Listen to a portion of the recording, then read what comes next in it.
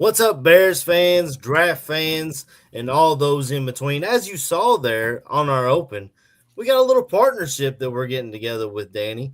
So it's called the Tally brand, and Aldo reached out to Rob, the man behind the Tally, because he loves the product, and he asked if we could do a little partnership and get his merch out there and get his website some recognition. So we're doing a little bit of a trial run the next couple of weeks between now and the draft for our draft coverage. When Rob agreed with Aldo, he reached out to each of us to pick a hat.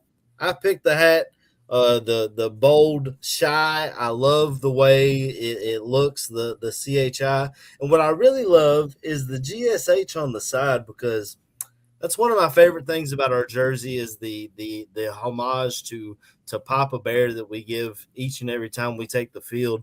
So I just love that he added that in there. And usually I'm not a flat bill hat guy, but I figured I'd try it out. And my son and my wife both were like, "Hey, it doesn't actually look that bad." Looks So good, man. that's why I picked this one out. And why'd you pick yours out, Danny? I see you got the GSH as well. Yeah, I'm more of a I'm not a flat bill hat kind of guy. I tried it one time, it didn't look right on me, but man, it looks good on you, man. So keep rocking that. And obviously, yeah, like this, I like the GSH. I like the trucker, the mesh, fitting in the back. It's snap back. It's adjustable. It fits good. I usually like wear my hats backwards, but I wanted to wear this one forward so we can promote Tally brand. But yeah, these are awesome hats. Actually, my son too saw my hat and he's like, "Hey, I want one of those." I think there was a Caleb one that he wants, so I'm going to go on.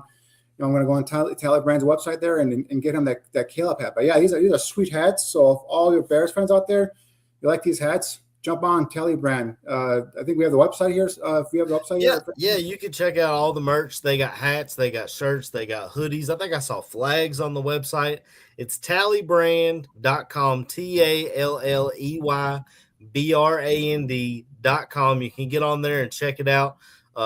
Really looking forward to working with this guy, Rob, and trying to get his brand out there. And also, I mean, I'm a hat guy. You always see me in a hat, so it's a perfect brand for me to promote. And Danny, you got a little something extra in the mail, didn't you? You want to Yeah, tell us I about what want you to give a got? little shout out. Obviously, guys, listen to this, whether live here in the chat or as a recording. Remember that Tally Brand. These are sweet hats, comfortable, easy to fit. Whether you like the flat bill like AC's rocking, or you like the little curve, trucker hat and mesh back there, you guys check it We out. got But Tally I Brand in also the want to give chat. what's that? We got Tally Brand in the chat. Hey, thank you. We love these hats, man. Awesome product. Awesome so far. I also want to give one more shout out to a dedicated barroom listener, a long-time barroom listener, and that is Brandon Lawson. Hopefully, Brandon's in the chat too. We got these sweet hoodies, myself and AC. I don't know if you can see it. It says, it says "get comfortable, being uncomfortable." Obviously, that is a phrase from or a line from the infamous Ben Johnson opening press conference, where he kind of looked at Caleb and the rest of the team and gave him these quotes, and that's it's been living out there. So far so good for year one. But these are sweet jerseys. I was gonna put it on and wear it, but it's too damn hot today here. So I'll be dying. It'd be like a sauna here if I put this on right now. But it's sweet, looks good. Brandon, again, big time barroom listener. Appreciate the support. Me and him have communicated via Twitter and go back and forth. I do appreciate this. Love this hoodie. Thank you so much. Just want to give Brandon a big shout out there. Yeah, shout out to Brandon Lawson. I got one as well. You know, with the weather being jumping back and forth, like you said, Danny, right now it's really hot, but maybe in the morning it'll be like, I think Sunday it's supposed to be like 40 in Chicago. So that's perfect hoodie weather. And the hoodie says, get comfortable being uncomfortable. But on the contrary, those hoodies are so soft and they feel so good. And I'm a hoodie guy as well. So yeah, I mean, I'm loving the way all this stuff is going. Especially And in the wintertime, man. In the wintertime, pack on some weight, especially here in the Midwest, it gets a little cold. Your body wants a little weight to kind of feel a little warmer. Now I'm coaching my son's flag football team, and Sunday's going to be like 50, so that's going to be perfect weather to wear that hoodie out there. So, Brandon, again, thank you. Tally Brand, thank you again. We appreciate all the merch and the swag for sure. Absolutely. So today, myself and Danny are planning on covering the corner position, but Danny, we're a week and a half from draft season. Week from Thursday. Yeah, so I know you're not a mock draft guy, but everybody knows AC is a mock draft guy. I've been reading. How many have you done, AC? Be honest. How many have you done? I don't keep track, but I mean, I'll just flip it up there. You know it's a lot when you say I don't keep track. So right there, it's. It is a lot. It's definitely a lot, but to me, because I'm not a scout, so I don't have the tape of all these guys, but to me, it allows me to kind of see who they think's going to be around in our area that I can start looking into. Because, like you know, Danny, there's guys on our list that we really like, but there's no shot they're going to be there at 25. So it kind of gives me a shot to see who's going to be around us. So I pulled some mock drafts. Eric Edholm put his out. He's the guy we had on just last week right here on Draft on Tap. I grabbed Mel Kiper's on there. I know a lot of people don't like him, but the Godfather, Godfather. Come on, he's the OG. He's the OG of this stuff. He's the guy who really put draft coverage on the map. So I grabbed his mock, and of course I grabbed Daniel Jeremiah from NFL as well. So we'll jump right into it. Eric Edholm has us taking Zion Young. We talked about it last week, a Missouri defensive end, and he says, assuming they don't make a bigger offseason splash on a veteran, think the edge rusher could be there for round one target. GM Ryan Poles was camped out by the pass rush one-on-ones for much of the Senior Bowl week, and the long-framed Young stood out to me in Mobile a hair more than Clemson's TJ Parker. What are your thoughts on Zion Young, and do you think it'd be a good pick for us at 25, Danny? Yeah, we talked about it. Eric and I talked about it on our show when he was on here, and how he likes Zion Young. I like Zion Young as well. It's just the he's more of that rugged power, edge defender guy. That guy, in terms of measurable, 6'6", 262, 33.5-inch arms. He has the prerequisite dimensions, in terms of what DA likes at defensive end. So he's a power rusher. He's a guy that had 6.5 sacks last year. But you don't see much, in terms of speed and quickness and bend. But he's more of a guy that'll get into the chest of the offensive lineman and just walk him back and bully him into the quarterback. So, like I said, 6.5 sacks last year. There were some talk recently about some of his pro day stuff that didn't look too impressive in terms of some of the numbers he put out. So, while Zion Young could be an option at 25, there's more of a likely chance that he'll probably be available top of that second round. That's the scuttlebutt you pick up now. We're here, heading towards the first round of the draft a week from Thursday. So, I think, I think at this point, 25 might be a bit too high, but obviously I wouldn't be surprised if that is an option, because again, he fits the physicality, he fits the profile in terms of the size and length. The one thing that, I keep being asked about some of these players that are, intriguing prospects, but DA's got a type for defensive end. He's got a frame. They have to have the frame. They have to have the length. They have to have the physicality. Some of these guys may have the athleticism, some of the bend that a Zion Young doesn't have. But Young has exactly that. He has that physicality that DA likes at the point of attack. Yeah, I agree completely with everything you just said there about Zion Young. Mel Kiper Jr., for the record, has us taking Zion Young as well. He puts his stats up there, and he talks about Montez Sweat getting to 10 sacks last year. After Dio Dangbo, who was hurt for a lot of the years, there's just not a whole lot there for us. So that's why he has us picking Zion Young, and you don't have to get back into it. But Daniel Jeremiah has us taking Emmanuel McNeil Warren, the safety out of Toledo. He says McNeil Warren has the size, length, and playmaking ability to fill the void left by Jaquan Brisker. In fact, I believe EMW would be an upgrade at the position. What are your thoughts, Dan? I know you're not a huge safety in the first round guy, but what are your thoughts on EMW? I'm not a huge safety. I feel like every show or every year during the draft, I have to clarify my stance. All right.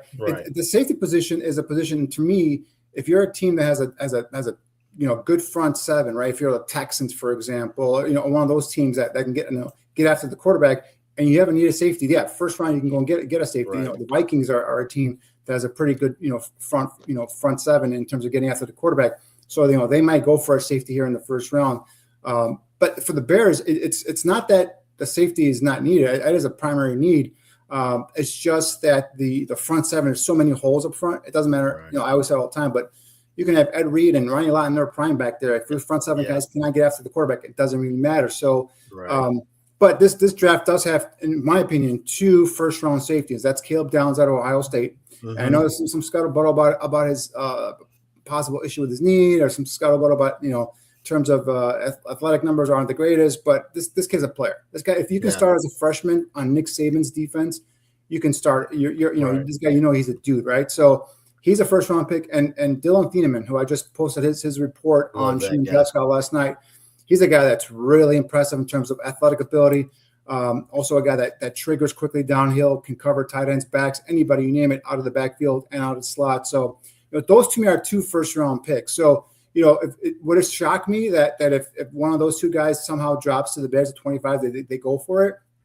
It wouldn't shock me. But damn it, they better go all defensive line the rest of their picks, because they got to do something, or you know, comes, you know, after the draft, go back out on veteran free agency and pick up some, because they got some holes up there. And I understand they made some free agent signings in terms of the interior with Gallimore and Street and Lynch and some of these guys, but these guys are either backup depth guys, you know, rotational guys. They're not guys that are going to come in here and fortify the interior of the defensive line, in my opinion. So I think for me at least, inside is a bigger need than the edge. But I either way, you got to get after the quarterback, got to provide pressure.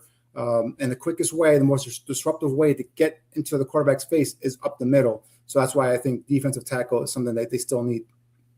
I agree. And Caleb Downs, like you said, to start as a freshman in Nick Saban's defense, and then to go from that to Ohio State under I can't remember his name, the defensive coordinator that used to be the head coach of the Lions. He wasn't much of a head coach, but his defense was really advanced for college football. Pencil in his ear. I can picture him. Now you got me thinking. I know who you're talking about. Oh my God, I'm drawing a blank on his name as well. I can't believe it's Go ahead. Well, he goes and runs that defense as well. So they say his number 1 trait is he's got the brain. He's a really smart playmaker, and of course he's athletic enough to make all the plays that you want. And like you said, Thieneman is just an athletic freak, and that would give them. I think Greg Gabriel's kind of touched on it on his show is he feels like Dennis Allen really wants, and I think you've said it as well, wants those safeties to be interchangeable. Exactly. And Thieneman would give you that ability with Kobe Bryant and him back. If he's there, that's a guy that I would be perfectly fine with bypassing pass rush defensive line to grab that safety, because he is just such an athletic freak. I agree with what Jason says. I don't see them taking Brisker 2.0 in the first round, and that's really what EMW feels like to me. The one thing with EMW, and the one thing, for me, he's a second rounder. I don't have a first round grade on him. I know Jeremiah is very high on him, and I respect DJ, one of the best in the business. But for me, and I think Eric at home as well agreed when we had him on the show. You know, for me, EMW is more of a second round guy. He's a developmental prospect, right? Size 6'3", 201, 32 and a quarter inch, 1/8 inch arm length. You like the dimensions.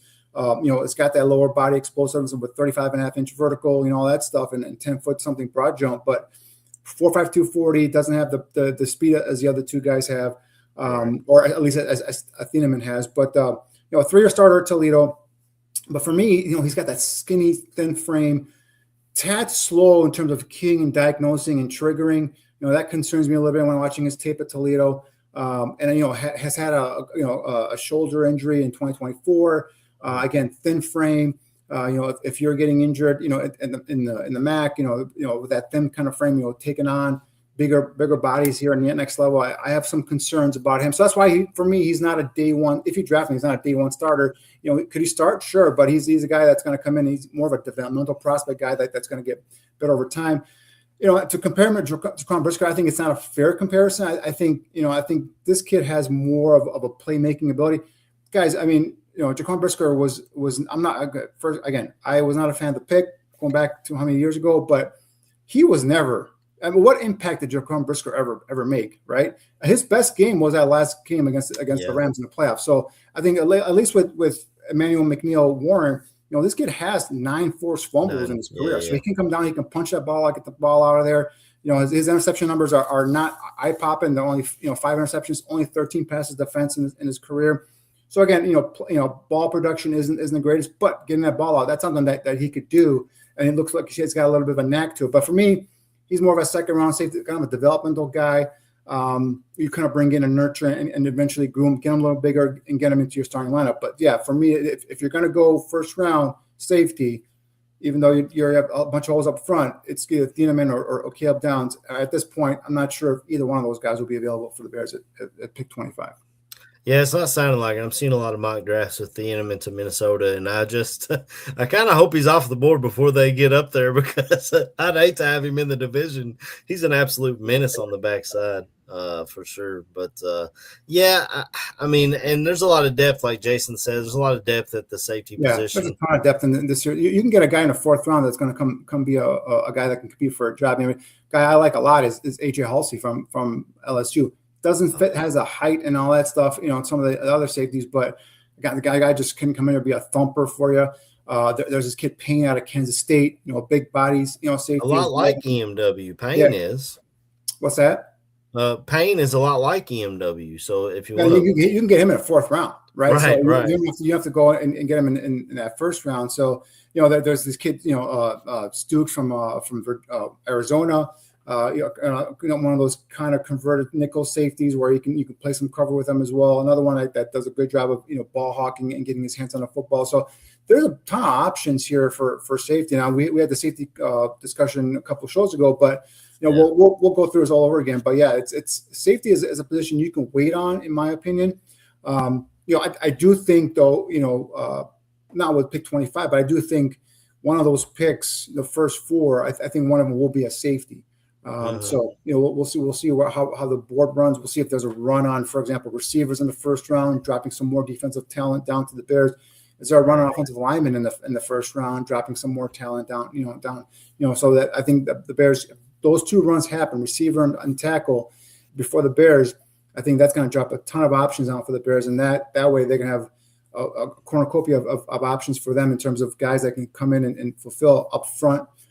Front seven kind of players there as well. So it's exciting. It's a week from Thursday. Can't wait to see how everything shakes down and breaks down. But yeah, for me, if it's not Thieneman or Caleb Downs, I am not drafting a safety in the first one. Even if those two guys are available, for me, that's how it be. But if one of these premier guys that I want in terms of the front seven guys are available, I personally would bypass a safety and get one of those front seven guys. Do you have your eyes on a certain somebody at 25? Well, yeah, I got two guys that for me, as of right now, like I said, a week and a half away from the draft, that if they're there at pick 25, either one of these guys, for me, it's a no-brainer. You go for it. And one of them is Caden McDonald, the kid from Ohio State. I know that there's a lot of talk about him, in terms of, is he just a two-down player? Is he just a run stuffer? Well, I think currently he's just a two-down player, run stuffer, but I think he's shown potential to be a disruptor in the middle, right? Whether it's collapse in the pocket with just pure power and as a bull rusher. But I also see some twitch, whether it's a one technique or a zero technique. I think you line him up over a guard or maybe potentially even a center. I think he can also get up into that gap as well. So I think he gives you some options there at the end of the tackle. And I think, again, Bears had issues stopping the run last year, right? Absolutely. Remember the 49ers game? Remember that game up in Green Bay? The Bears couldn't stop the run. So you bring a guy like this that can come in and start right away, or at least participate in that rotation, back up, Dexter and Gray Jarrett, and eventually, become a starter, potentially next year. Because the one other knock you get here about McDonald is a one-year starter. Well, he was sitting and biding his time at Ohio State behind some other guys in front of him. So when he has opportunity, this guy was first team Big Ten. So for me, if he's there, he's definitely an option. And Keldrick Falk, the kid out of Auburn, is a kid that I think he's a potential diamond in the rough, if you will. And I know he's a first round pick. So that projection, first round pick projection. So for me, call him diamond in the rough. It might be a little bit reach there, but kid's only 20 years old. Right. 20 years old, and he's getting knocked for last year, only having 2 sacks. Well, you go back to 2 years ago, he had 7 sacks. Playing in Auburn and playing in the SEC. Again, Auburn was a mess last year. The coach got fired, a bunch of stuff going on, but you put on his tape. And this kid's already a run stuffer. This guy's, first of all, let's go back real quick with Falk. He's got the dimensions in terms of what Dennis Allen wants. He's got the length, he's got the size. He's athletic in terms of his frame. He's got more room to add muscle there as well. and he's already a run stuffer. This guy's already plays the run very, very well for a 20-year-old, right? He won't be 21 till I think the season already started. I believe it might be October. So a 20-year-old is already playing the run, and that's the one thing you want to do with some of these young guys is these edge guys is you want to, they always want to go after the quarterback. This guy comes in as a guy that can help you with the run, right? And then you can coach him up in terms of what he can be in terms of as a pass rusher. So I think he's got the tools to be an eventual, 7, 8, possibly 10 sack guy. Again, just 20 years old, good run stuff for day one, and a guy you can develop and make him into a better pass rusher. And again, fits that profile in terms of what Dennis Allen likes. So for me right now, if they stick at 25, if those two guys are available, one of those two guys is a selection, I'm good and I'm happy. Yeah, absolutely. I do like the idea of trading back, though. Gabe Jacques is getting a lot of love in the chat here. Wilt Fong says he would take him at 25. I know Greg Gabriel's talked a lot about him, his motor and his get off, and he's got the size that really fits what Dennis Allen looks for as well. I believe Greg said he'd rather trade back and draft him, but yeah, I think 25 is, and I like Gabe Jacques as well. Kid out of Illinois, obviously, he's a 4-year starter for the Illini, making 43 starts. Initially the talk about him was, he's about that tweener type, where he's a he's a 3-4 outside linebacker. Is he a hand in the ground defensive end? But in terms of the profile, 6'4", 260, 33-inch arms, 10-inch hand size, so he fits some of that. The one thing that with Jacques and that I kind of go back and forth and struggle with is I always go back to last training camp, and when Dennis Allen was specifically talking about Austin Booker in terms of he doesn't have the size and the length necessarily and the bulk that he likes in his defensive ends, and that kind of caught my attention because I'm a big Austin Booker fan. And obviously, Booker then got off to that slow start, got injured, missed most of the season, then came on towards the end of the year where I felt like he was one of the Bears' better pass rushers. But this is not Dennis Allen's cup of tea in terms of defensive ends, right? He wants guys that are long, they got that frame, that got athletic about it, can be physical at the point of attack. That's why Zion Young and kids like Falk are guys that we can always keep mentioning with the Bears. And for Gabe Jacques, he's a guy that at 260, he's right there. How physical can he be at the point of attack? Does Dennis Allen see him as another Austin Booker?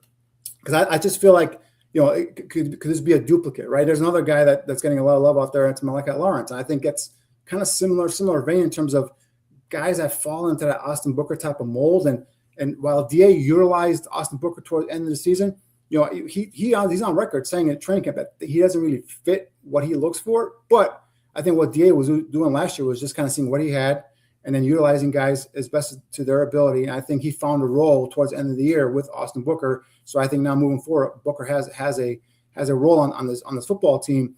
But I DA, knowing him, how he likes, he just wants those guys with length, with size, with physicality. Because he's right there. He's right there for me in terms of, I love his tape. I love his production. The guy produces in the Big Ten Conference. Again, 4-year starters, made 43 career starts, 2-time All Big Ten selection. Last year had 11 sacks. He's got 27 sacks for his career, 7 forced fumbles. This kid produces, right? So, but I think for 25 might be a little bit too high for him. So, if they trade down, and obviously, everyone wants the Bears to trade down, recoup some more, some picks. Heck, I'm a scout. I love as many picks as possible.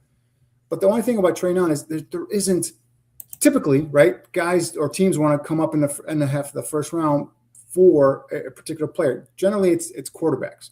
This quarterback class really doesn't do much for a lot of these NFL teams, right? There was talk about Ty Simpson going in the first round. I thought that was a joke. I couldn't believe that someone had a first round grade on Ty Simpson. But anyway, those are more of the talking heads. And once you get into the scouts and all that stuff, they like, a lot of teams like Simpson. Yeah. But at 6'1", only 15 career starts, I believe it is. His arm isn't as strong as some of the other guys coming out.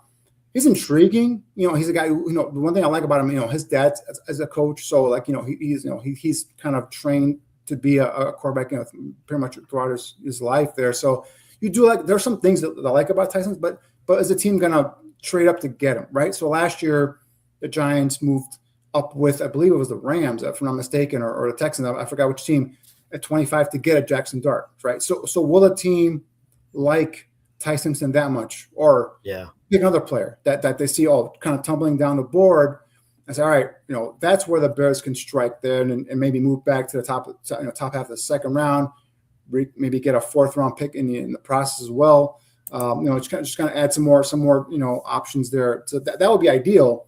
I just don't see teams moving up to try and get into bottom half of the first round to make the Bears move back. Yeah, you would think if they are coming up, it's to really just to get that 5th-year option, especially for a guy like Ty Simpson. If someone's going to come up, I don't think he's ready to start right away. So if you have a starter that is advanced in age, that you may be able to come up and let him sit behind him for a year and learn. Yeah. Maybe that's the route they go. So I would love to trade back in that 33, 34, like 36 area. I'm loving the way that looks. You're speaking my language when you talked about Malachi Lawrence. That is quickly becoming my draft crush this year. And I got to shout out to the chat for this one because I loved Zion Young, a lot of the things I saw from him. And I can't remember if it was here, if it was Barfly Tailgate, but somebody said, look at Malachi Lawrence. He gives a lot of the size that Zion Young gives with a little bit more bend and a little bit more speed off the edge. He's got a lot of the traits that I like to see as an edge rusher. Now, if he is closer to the size of Austin Booker, maybe it becomes redundant, or maybe he comes in on a pass rush down and you kind of do a NASCAR type package. But I love the way Malachi Lawrence looks, plays. He's got a high motor. He's got a plethora of pass rush moves. I'm not sure what his age is, but he has a lot of counter pass rush moves, which I love. But obviously, your D-line coach is not going to have to teach him a bunch of new moves to try and get off blocks.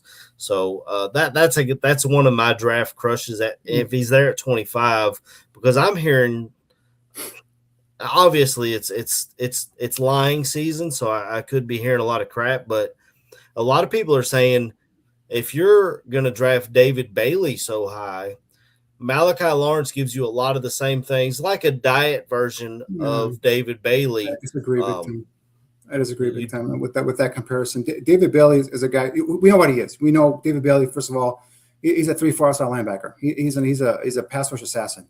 He's that guy that's not going to be putting hand in the ground as a defensive end, lining up. So if a team drafts him, whether it's the Jets or the Cardinals, I'm not even sure what the Cardinals are running in terms of defense, but they got to, he's a guy that's going to come off the edge, flying off the edge, and he's a pass rusher. That's all he is right now.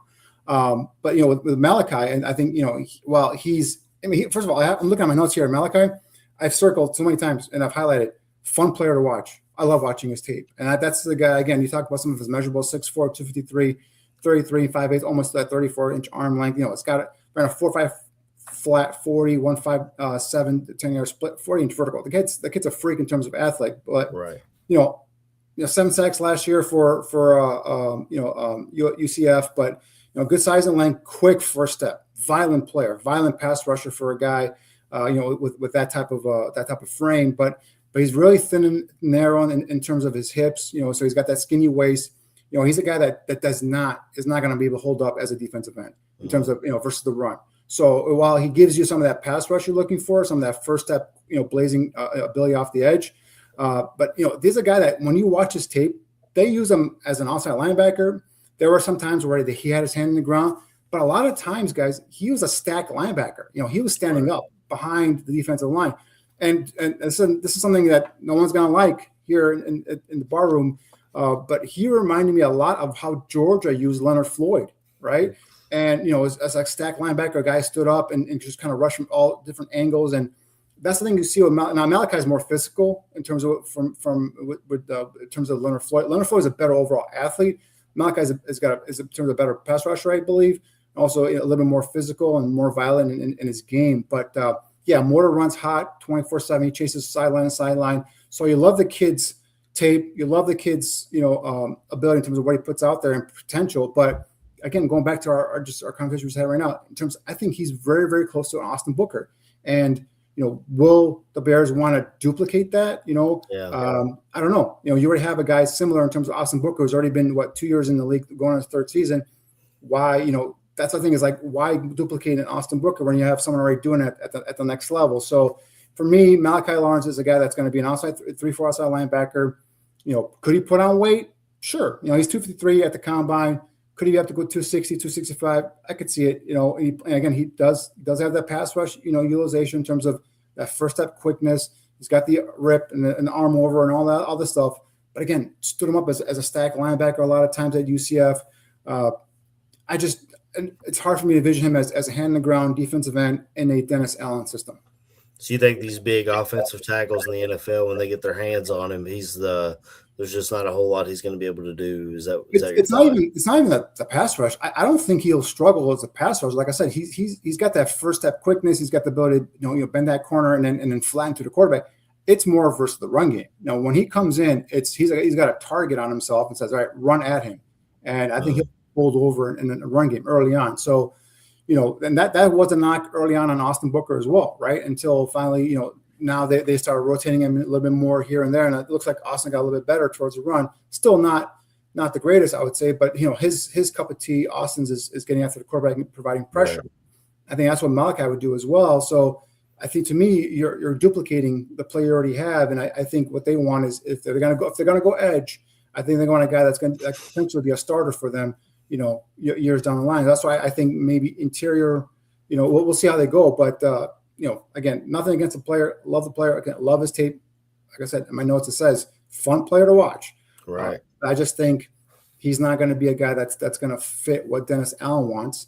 And if they do get him, if they do draft him, hey, my biggest question is I'm not going to be like, hey, this guy can't play. This guy definitely can play. It's just that how are you going to utilize him? What's the plan for him in terms of how you're going to get him better, versus the run? Yeah. What are you envisioning here for how you're going to utilize a kid like Malachi Lawrence and an Austin Booker? So that would be my question. Not that why you're drafting him or all that stuff. I do think 25 might be a little bit high for him. You probably see him a top half of that second round. Definitely day 2 for sure for Lawrence. But we'll see how everything plays out here. But fun player to watch. I just don't see him in terms of being a hand in the ground defensive end in a Dennis Allen scheme. I just worry he's more in between the 25 and the 57 where we pick. So if we can trade down and grab him, I'd be more than happy with that and pick up another mid-round pick because we're missing 4th, 5th, and 6th round picks in this draft. If we go for Malachi Lawrence, I'd rather drop down and get a Gabe Yakus, to be honest with you. I mean, he gives you more physicality. He's about 260 pounds. And, the comparison to Zion Young, Zion Young is about 6'6", 262. Lawrence was 6'4", 253. So, you talk about 9-10 pounds of muscle there, or 9 to 10 pounds heavier there.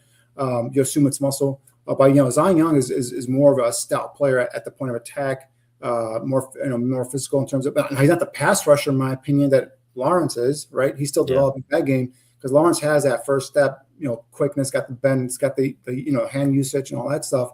And again, so it's just, 2 different kind of players. I think Young fits more of that profile because of the physicality, because of his ability to put his hand in the ground and be a guy who can deteriorate or, help set an edge and funnel everything back inside to his guys. So at this point, I don't think Lawrence can do that right now today. So that would be my first question. If you pick a guy like Malachi Lawrence, what are you going to do with him? What's your plan? Well, we do have some questions coming up in the chat already. Jason's asking, what about an older player like a Mesidor at 25? Would you be fine with us taking Mesidor? I know there's questions. His biggest question mark is his age, I guess. And no, that's not his biggest question mark. It is going to be 25. His biggest question mark is injuries. He's got 2 injuries on a foot. I believe he had surgery, either a foot surgery and an ankle surgery, or both on one thing. So those are the medicals are going to be something that they're going to take a look at here with him. There he goes. So the injury history is a big concern with him. Obviously, the age plays a part. But if you get a kid at 25, like a Mesidor, and this kid's a dude. Now, he doesn't have the height. He's about 6'2". I believe I don't have my notes here in front of me technically about him, but I could pull him up here real quick. But he's 6'2". I want to say 260-some pounds. Here he goes. He's 6'3", 259. So right sharing around 260. But he's a guy, again, dealt with injuries. He's a guy that actually, when you put on his Miami tape, you kick him inside a defensive tackle. That's where this kid just kind of eats up his interior guards. They can't handle him. And I think he had a hell of a year last year, 12.5 sacks from Miami. Again, 6th-tier senior. These guys that, kind of stick around for a little bit longer. Now, a bunch of stuff going on there. I think there's a COVID year in there involved, some of that, and there's some injuries, blah blah blah. But at 25 years old, if you get him at 25, what you're doing is you're at the bottom half of that first round. You're trying to get guys that can get to a second contract, and does he fan out at towards the end of his first contract? Even if say you get 4 or 5 years out of him at 25, I think that's still a good draft pick. So this is my long way of saying I think Mesler is a good player. I think there's some medical concerns with him. The age doesn't concern me, but again. He's what his measurements. I didn't get his measurements here from his pro day, but I know 6'3", 259. I don't know what his arm length came in at, but definitely a guy that for me intrigues me a lot. Actually, give me 1 second. Let me see if I can pull this up here. I thought I had him. Do you have him there with you real quick? When I grabbed his 3 and something in terms of arm length, so he's right up there. Measurements, it was pre-combine, so I didn't get his arm length, but he's 6'3", 265 is what they put on NFL.com. So I'm not completely sure what his arm length is. Maybe someone in the chat's got it, but I feel like I remember thinking that him and Bain, both of their arm lengths are shorter than actually a lot of guys in this draft are like that. He's 32. He's 32 and 1/8 is what he came in at the combine. Obviously not ideal. So that's something. Yeah, there goes. Thanks, Jason. Yeah, 32 1/8 is what is arm length. So again, not ideal for what Dennis Allen likes at edge. But I'm telling you, there's some talk about maybe kicking Ruben Bain inside. We'll see. Yeah. But this is a kid that, if you put on the tape in Miami, he really gets after those interior offensive linemen. I think, could you kick him inside at 260? It might be a little bit light, but. He's intriguing, but I just, again, we're talking about, DA who likes a certain type of player, a certain type of fit. And for me, at least, his measurables don't quite hit that. But right.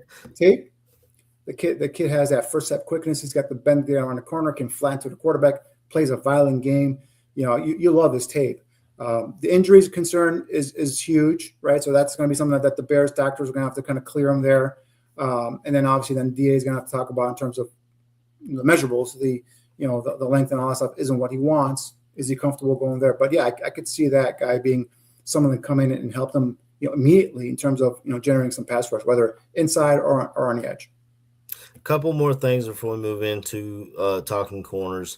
I saw some in the chat talking about Peter Woods from Clemson. I know we covered defensive tackles early, and I saw one of the mock drafts up. I think it was Charles Davis had us taking Peter Woods. Do you think is he a fit? I know Greg's had questions about his athleticism. I'm not a fan. I'm not a fan in terms of first round. Now, if he drops, I think Peter Woods is not going to go in the first round. Came into the season as one of the top interior defensive tackles. Right. Coming off an 8.5 tackle for loss season with 3 sacks last year. Really had a for me, even like the whole Clemson team had just a down year. DJ Parker really kind of had a down year from what he had done the previous year. But I think Parker has kind of rebounded, some of what he did at the combine. I'm sorry, Senior Bowl, and then went to combine. I think Parker's kind of rebounded his stock a little bit. For me, Peter Woods is not a guy that I would want.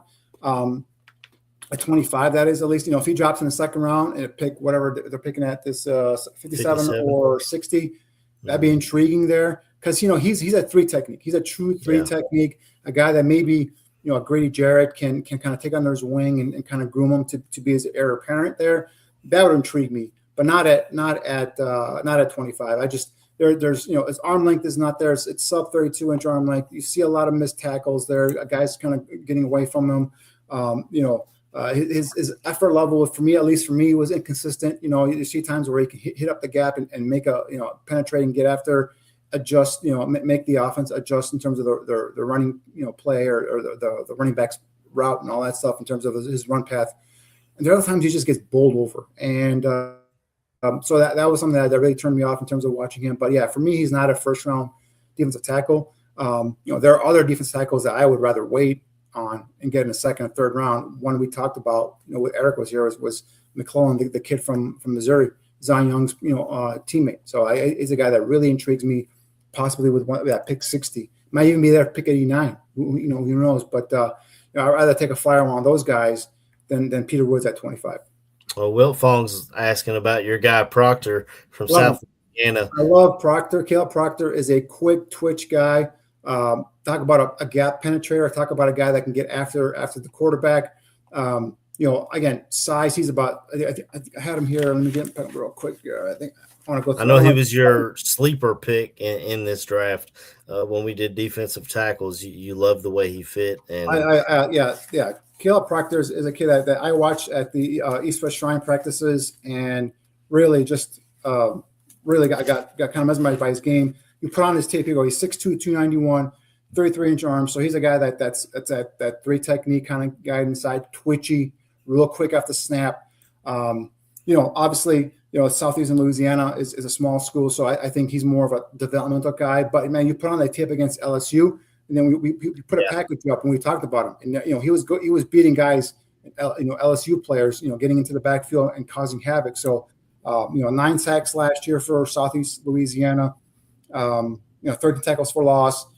This is a guy that I really, really like, and if you get him in the 4th, maybe 5th round, I mean that's an absolute steal.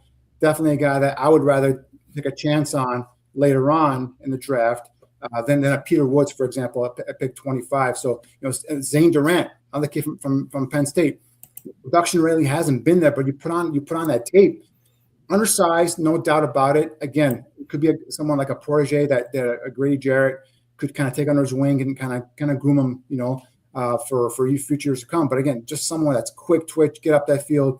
And, they talked about they want to add speed on defense. And I think, Proctor and guys like Zane Durant would add that speed. Won't give you that size necessarily, especially in Durant's case. But, man, they'll give you that speed. They'll give you that quick twitch ability. Easy for me to say.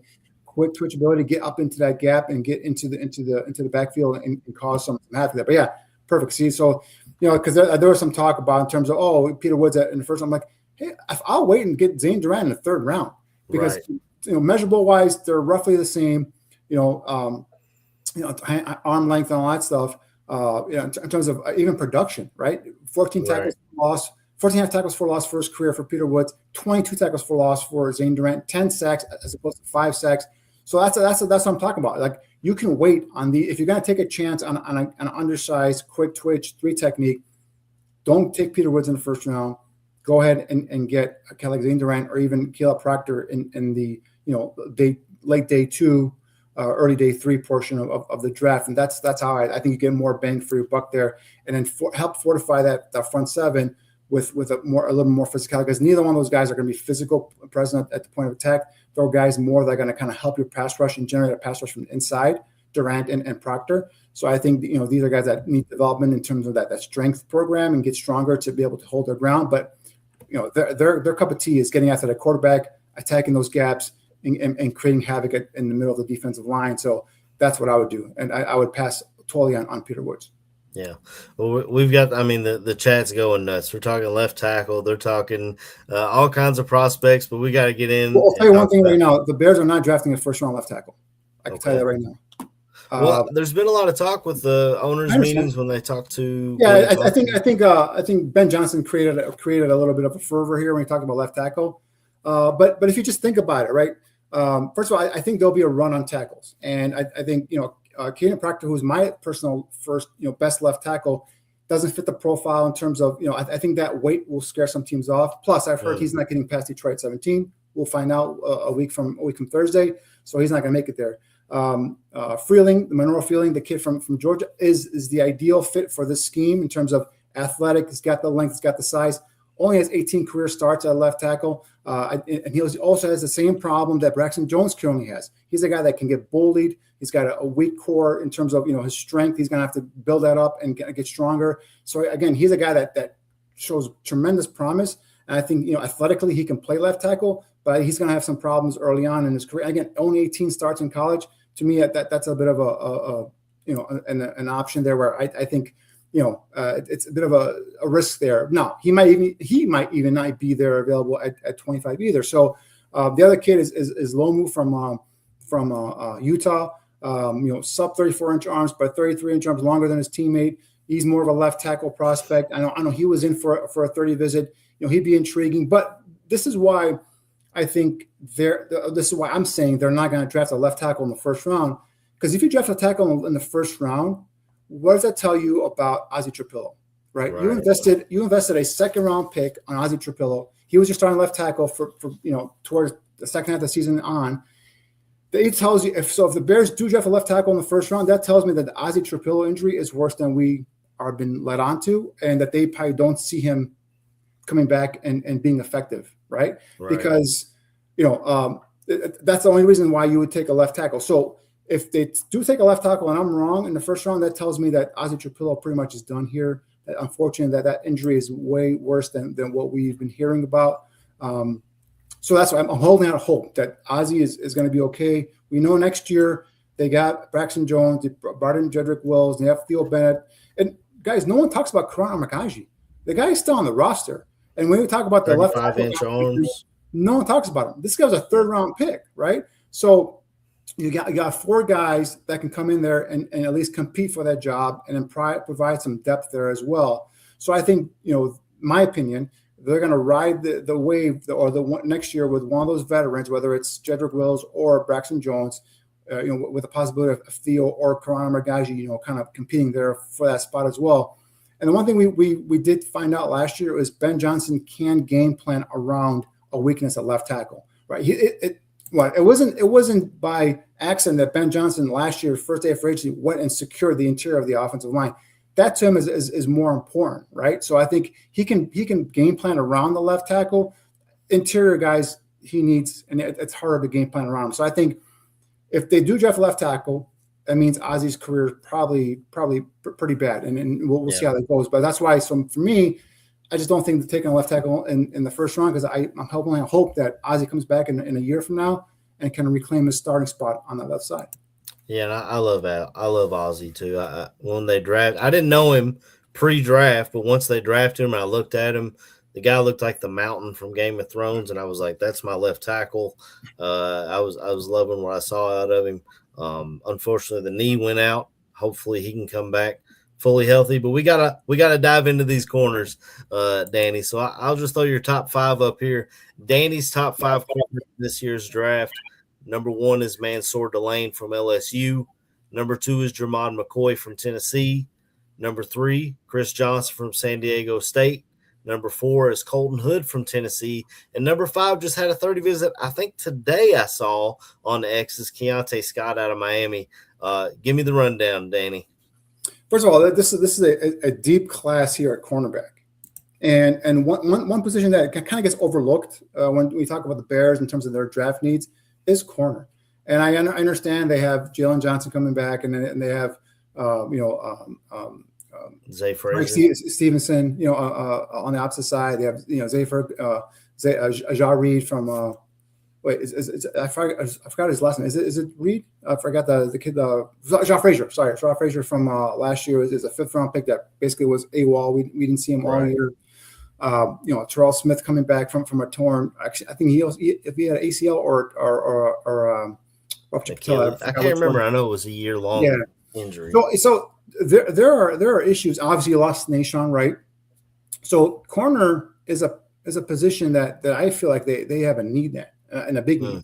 Now, my top 2 corners, my guys in terms of my top 4 right here are all for me have first. Colton Hood's on the border, but the first 3 guys have first round grades for me. Hood's just made it there, but I could see him going end of the first round, top of the second round. Now he did get invited to the draft, which is that kind of tells me that's a pretty good indicator, not a guarantee. Pretty good indicator he's probably going to go in the first round as well. I watched my guy Will Levis sit there all night on night 1 when he got invited. There's a bunch of players that get invited and then don't go anywhere. But if you dive into this corner group now, the top 2 guys, if we talk about safety, whether I take a safety at 25, I said, we can't really, kind of invest in that. Now, if one of these top 2 corners are available at 25, I think long and hard about it, right? And you say, wait, isn't that kind of being contradicted? What, you don't draft a safety, but you draft, because a corner is key in the Dennis Allen scheme. A press corner, a guy can get up there. And how many times he talked about last year in terms of Dennis Allen talked about he wants his corners to be physical. He wants his corners to get into the body of the receiver, to disrupt that release, especially in press coverage, to be able to kind of reroute them if they can, throw off the timing of the offense. So I think he utilizes that. And a great example of how Dennis Allen utilizes his corners to help generate pressure was the playoff games, right? When he had the full complement, when he had guys like, C.J. Gardner-Johnson, Kyler Gordon, Jalen Johnson, getting a little bit more healthier towards the end of the season, we saw that defense kind of get more pressure up front because the cornerbacks were doing their jobs. They're either getting their hands on the receiver or they're blanketing them down the football field, and those front four or front five guys were getting after the quarterback. So I think that's why a corner is a huge need for the Bears, something that not a lot of us talk about. And if you look at my list, Mansour Delane became my top corner kind of by default. The reason why, first of all, 6 feet, 187, ran a 4.3840 at the LSU Combine with a 1.50 10-yard split. Love that speed. And he plays that fast, right? This is he played safety and cornerback in high school, also was a wrestler. Started his career at Virginia Tech, where he was a 3-year starter, made 29 starts there at Virginia Tech, transferred to LSU in 2025 and started 11 games last year. So he's got 40 career collegiate starts. He's got the experience there, right? 2025 consensus All-American was a unanimous selection there. Only 26% of the completions gone his way were completed. 26% of the balls thrown his way were completed. So this is a guy, 8 career interceptions, all right, 27 pass defense. So he's got his hands on the ball. He's a ball hawk, right? 4 forced fumbles.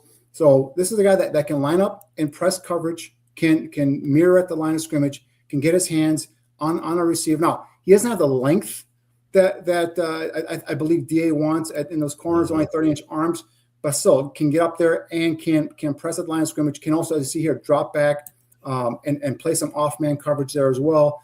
Quick feet, he's got that loose hips, the open, can swing open the gate and run here, track down, stay in phase with the receiver. Here, he kind of, the receiver kind of has got about a 10-yard, almost a 10-yard cushion there, and he catches up with that speed. Ball was underthrown a little bit, but, that shows you some of that playmaking ability to be able to kind of recover with that speed and get back in phase. So I think this is a guy that has, CB1, CB2 written all over him. Yeah. And I think he'd be a nice complement opposite of someone like Jalen Johnson. Hopefully Jalen Johnson comes back to being the Jalen Johnson that we've seen in the past years.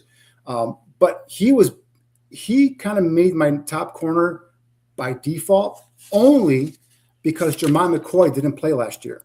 You put on Jermod McCoy's tape, he's a CP1 all day. Yeah. I love this kid. And the reason why he's number 2, he didn't play last year. He didn't play last year at all. But you put on a 2024 tape, this kid is a stud. You talk about, we're talking about press coverage, talking about off-man coverage, talking about in terms of, transition, coming downhill. There you see it taking a big hit there. Here, covering an Alabama receiver, mirroring him at the line of scrimmage, and then making a ball, jumping and making a play for the ball. Only has played 2 seasons, all right, for Tennessee. 6 interceptions, 16 pass defense. But again, tore his ACL in January of last year. He was training for the season, tore his ACL, didn't play at all last year. Came back at the Tennessee Pro Day and ran a 4.3840, 1.52 10-yard split, had a 38-inch vertical at 10-foot 7-inch broad jump. This kid, that to me proves that he's back to being healthy. And obviously the medicals done at the combine and the teams have all this information, assuming those are all clear. I think this is your first corner selected come Thursday night. And so that's why I'm saying I don't think he's there for the Bears. But if some run happens where it's unexpected and he drops, this is a guy that I would put into heavy consideration being that pick at 25, because again, a kid that's got has got the ability to play press man, can get his hands on the receiver, can reroute, throw off the timing of an offense. That's what Dennis Allen wants in his cornerbacks. And again, Jalen Johnson coming off an injury-plagued season last year. Hopefully he comes back to full health and he's the Jalen Johnson we anticipated. But again, that's a big number on the books. If you can you can potentially replace Jalen Johnson down the road in a year or two with a kid like a McCoy or a Delaney Mansour, that frees up a lot of other cap space for other positions. You got a quarterback pretty soon probably going to be in line for a hefty extension. So some of these big numbers have to come off the book. So just keeping that in mind. But assuming that neither McCoy or Mansour are available, the next guy is Chris Johnson from San Diego State. And this is a kid, for me, he caught my eye at the Senior Bowl. And I'm loving this kid too. I got to be honest, Danny. This is a guy that digging into the tape here that you sent me, and the more I see him, I saw him at the combine tearing up he tore up the combine. I'd have to think about him at 25 as well. I know it's not our biggest need, but I'll just throw the tape on and let you talk, man. Yeah, 6 feet, 193. So he's not as big as some of the other, other two in terms of height. McCoy 6'1", 192. So that's the same weight, but he's a little bit bigger than Delane. But his biggest thing was how fast is he, right? He's pretty fast on tape, but he goes to the combine and runs a 4.40 flat 40, 154 10-yard split, 38-inch vertical. So again, I bring those numbers up because that doesn't also doesn't just show their speed, but also shows that the lower body explosiveness that they have in their legs. So that's key for a defensive back or a defender, especially when you're going up against bigger body receivers, possibly tight ends. But to your starter, San Diego State, the Mountain West Conference Defensive Player of the Year in 2025, led the conference in forced fumbles with 3. He's got 5 forced fumbles for his career. Okay. 6 interceptions, 14 passes defense. Two of his 4 interceptions in 2025 were returned back for a touchdown. So he's got that kind of playmaking ability. Not only is he going to pick the ball off, he's going to try and take it back and score for a touchdown. So I think that's going to be something that potentially Dennis Allen and the Bears coaches would love to see on film. So solid size we talked about here, quick to plan transition to close in on wide receivers. All ball carriers, can mirror and open his hips and stay with the receiver in phase down the field, has coverage awareness and is able to locate and find the ball in the air. Plays the run aggressively, has the ability to create turnovers. Again, 6 interceptions and 5 forced fumbles. Those are some of the notes I have here for Chris Johnson. So again, caught my eye at the Senior Bowl. Watch some of his preliminary, tape there, some work on him. Speed was my, a little bit of a concern, not a huge concern. I just had a question in terms of, is he a 4.4 guy? Is he a 4.5 guy? Then runs a 4.4, a blazing flat 40 there at the combine. I think he has solidified himself in the lower half of that first round. Is he an option for Bears at 25? Obviously he's number 3 on my list. I have him 3rd behind the other 2 guys, but assuming the other 2 guys are gone, this is where. Remember we talked about earlier, what are you looking at? You're looking at your 3rd best corner potentially on your board, or you're looking at the 2nd best defensive tackle or 2nd best edge guy. This is how we got to see how that first round plays out and how everything shapes up here. But yeah, this kid really, really, I like him a lot. And as I could tell, and like I said, he even comes off the edge, blitzes. He's an aggressive blitzer too. The more you watch by Chris Johnson, the more you like him. I think he's worked his way up from a late day 2 guy to a now guy that you could potentially see go late in the round 1 and day 1. So really, really high on Chris Johnson. For sure. And we got another Tennessee guy. Tell me about Colton Hood, man. Yeah, Colton Hood is the guy that actually played this year as opposed to McCoy. He's the guy opposite of the Tennessee Volunteer, obviously. He's the guy who started the only question about him, and this may not even be a question anymore. Back in the days when you used to pull up a guy's profile, you said, this kid's played at 3 different schools and 3 different seasons, right? Back then that would be a red flag. Nowadays, in days of NIL, I'm not sure that that's a red flag anymore. That's the only thing that, he played at Auburn in 2023, went to Colorado in 2024, and this past year he was with Tennessee. So, again, this is a guy that's sturdy and strong, with good lower body explosiveness, ran a 4.44 40 at the combine, had a 1.58 10-yard split, 40.5-inch vertical. Again, another one that gets his hand on the ball, 14 pass defense the last 2 seasons, only 3 interceptions. So the interception numbers aren't, where you want them there, but, he could probably improve there.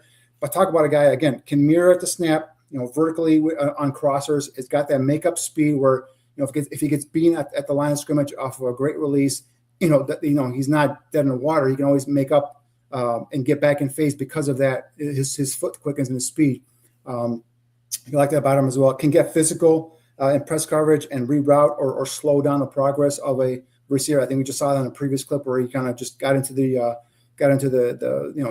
chest plate of the Alabama receiver was. And here you see him, kind of coming downhill and being an aggressive run defender as well. You love seeing that too from your corners. Obviously, that's very important at this next level. So I love the ability, the awareness he shows in zone when he's back there. Again, this is that clip we talked about here, getting into the receiver's chest, slowing him down, slowing off that release, throwing off the timing of the offense. And if he gets beaten He's got that recovery speed to get back up there and get back in phase. So for me, that's why Colton Hood now is number 4 going into the draft here. And I love that clip right there. Bright, fights up that would-be blocker and gets in there and gets his nose dirty and goes ahead and makes a tackle there. And again, affecting that run support. So for me, he's a kid that I don't know if I'm as high on him as I am on McCoy or Johnson or Mansour in terms of the first at pick 25. I definitely like him a lot.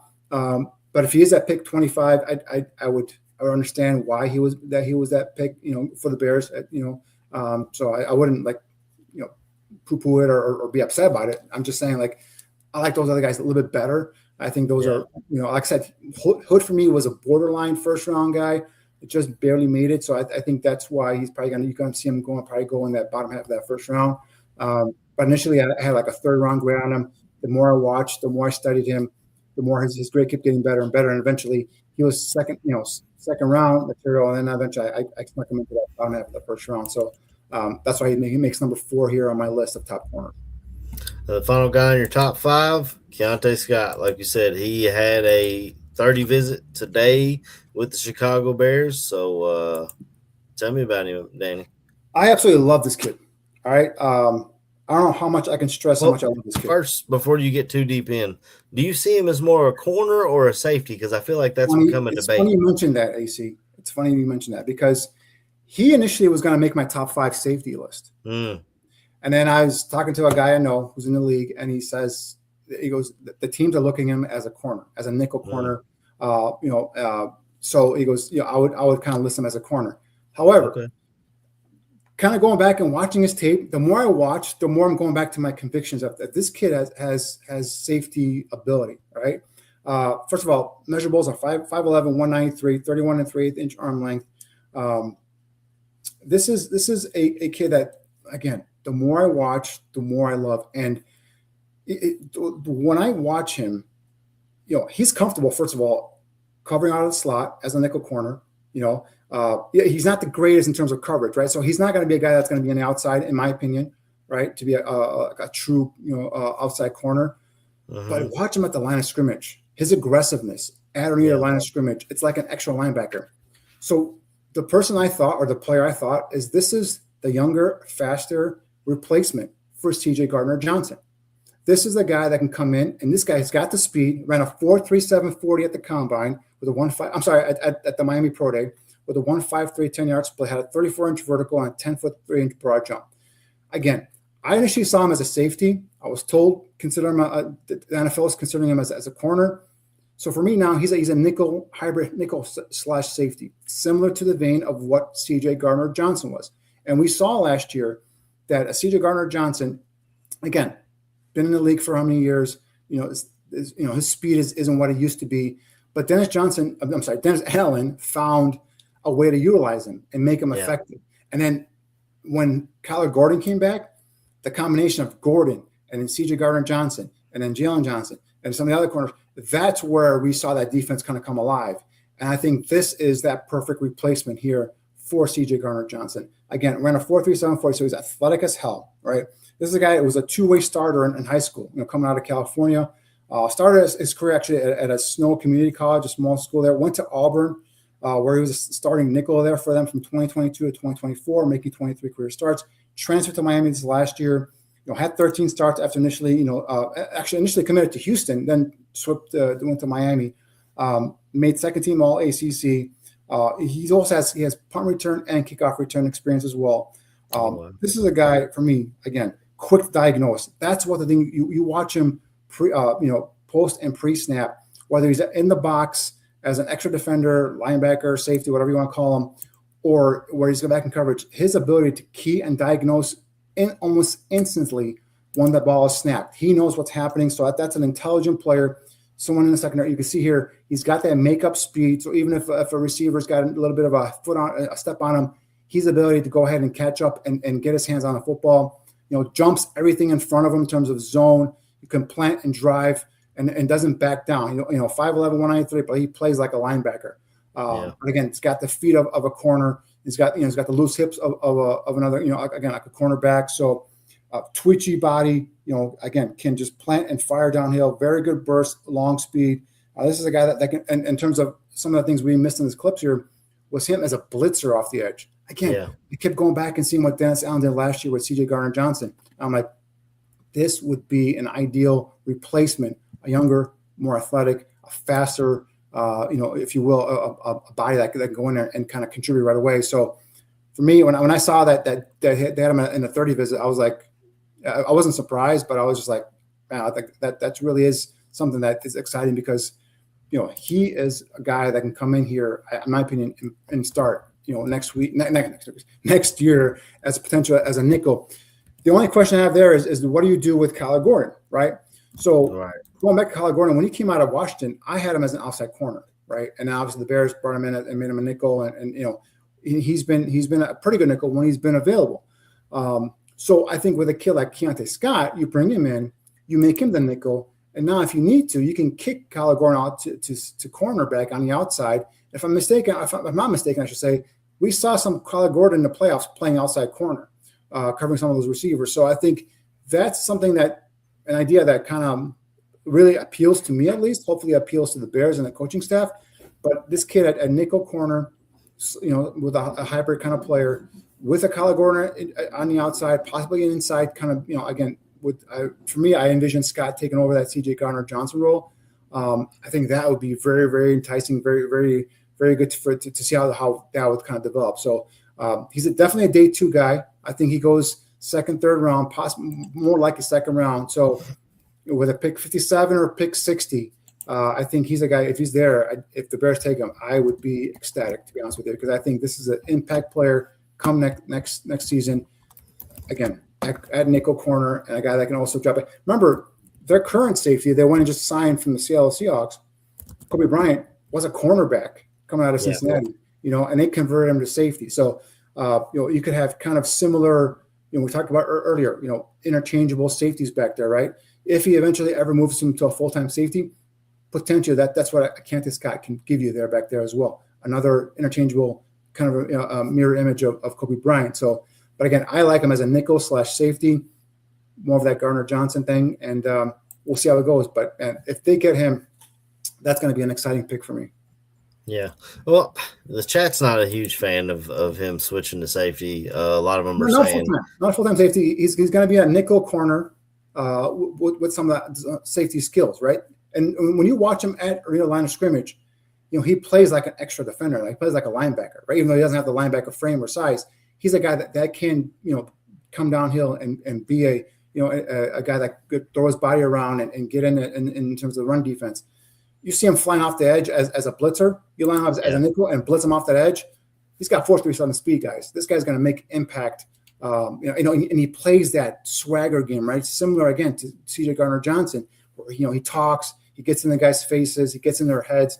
I just love what he brings to the football field. And again, he's not going to be an outside corner, right? He's not going to line up outside of the numbers. In my opinion, I don't think he can. I think he's more of a nickel corner with some safety skills in terms of being able to play in the box. Yeah. I don't know if I love him at nickel, but more than you study the tape more than I do. I'm just going off what I saw, but I did love to see him. Jeremiah Love is going to be a top 5 draft pick, and there was clips on that tape there of him getting in the backfield and shutting him down. He can cover backs out of the backfield and cover tight ends. The only thing is, again, 5'11", 197, 193, doesn't have the biggest frame. Big body tight ends could, kind of, you could see him if he's in coverage, could see him, kind of box him out. But again, you don't really see much of that on his Miami tape. But that's something that you can kind of, keep an eye on at the next level. But yeah, for me, he's an inside player. A guy that can do a lot of damage with in terms of utilizing that playmaking ability. And so for me, 6 sacks, guys. He had 13 tackles for loss last year at Miami. What nickel corner / safety has 13 tackles for loss, and that's what he had last year at Miami. So it tells you the way he kind of comes downhill with aggressiveness and gets into that backfield, makes plays. Again, 2 forced fumbles. But again, he's a guy that you can use him multiple different facets of the way. You can have him coverage, you can have him come as a blitzer, you can have him support the run. Gives Dennis Allen, I should say, that kind of Swiss Army knife where he could put him in a different location. disguise coverages with him, right? You can do that as well. I just think that Dennis Allen would have a field day. You put a kid like Keontae Scott in that defensive backfield. Yeah, I got a couple more guys here that have been I've seen kind of floated. I think last week we had someone that was loving Brandon Cisse out of South Carolina, so I grabbed his measurables. I didn't see his 40 time, so I don't know if he ran one at his pro day or what the thing was. At his pro day, I got his notes right here. Pro day ran a 4.46 40 with a 1.53 10-yard split. 6 feet, 189 pounds. Let's see. I'm sorry. Those are his let's see. Hold on. This is pro day. Yeah, 4.46. Yep. And it had 15 reps on the bench. I'm sorry. Don't mean to confuse you guys there. Cisse is a guy I've heard a lot about as well. Another one, played DB and wide receiver in high school. Also played basketball and ran track. So he's a multi, sport athlete. Started his collegiate career at NC State, transferred to South Carolina in 2025 and started all 12 games there. So he's just a one-year starter. He wasn't really a starter at NC State. So again, you put on his tape, you see a guy that's looks like a one-year starter. The ball production is not really there. 1 interception, 5 passes defense. He's a guy for me. The size you like at 6 feet 189. He's a guy that could be a guy that could disrupt the flow of a receiver, in terms of at the line of scrimmage, but didn't really see much of that physicality on his tape. In terms of his ability to kind of swing his hips and open it. And remember, there's a couple times where he got turned around in coverage and the receiver beat him badly. I think it was Casey Concepcion from Texas A&M, really. So that's a speed receiver, kind of really took him to task there. So for me, he's a one-year starter. He's a bigger body corner. The weight's at 189, 190. So speed's okay. I just think he's more of a developmental guy, a guy that as opposed to coming in here and starting next year or at least contending next year, could be a depth guy initially with potential to be developed into a starter. So for me, I want immediate production from my guys, especially with these first 4 picks. Right, you got 4 picks in the top 89. Not just saying flat out Cisse would come in here and not be able to contribute, but I just those one-year starters, guys that I see some technical flaws on tape. It's a lot to expect them to come in here and be an emergency starter if needed, or compete for a starting position versus Tyreek Stevenson. So that's why for me he's a little bit lower on my rankings. But yeah, definitely a guy that intrigues me. You like that size speed combination. But more of a guy that can develop, maybe a second year, he could kind of compete for a starting job, but not someone that can come in here and be a day one contributor. In my opinion, we'll see how it turns out. Again, ball production really does bother me. Only 1 interception last year. Yeah. But again, only 1 year as a starter, right? So I didn't watch all of his games, but I watched about 3 or 4 games, and the opportunities were there. DH didn't come down the ball. The receiver didn't catch the ball a lot of times, but it's just the opportunity to make plays in the football weren't there for me. So developmental kid definitely intrigues me. Again, that size and speed combination, really, I do like that a lot. Played in the SEC, which is always a plus there as well. So, but just really couldn't get much going at NC State.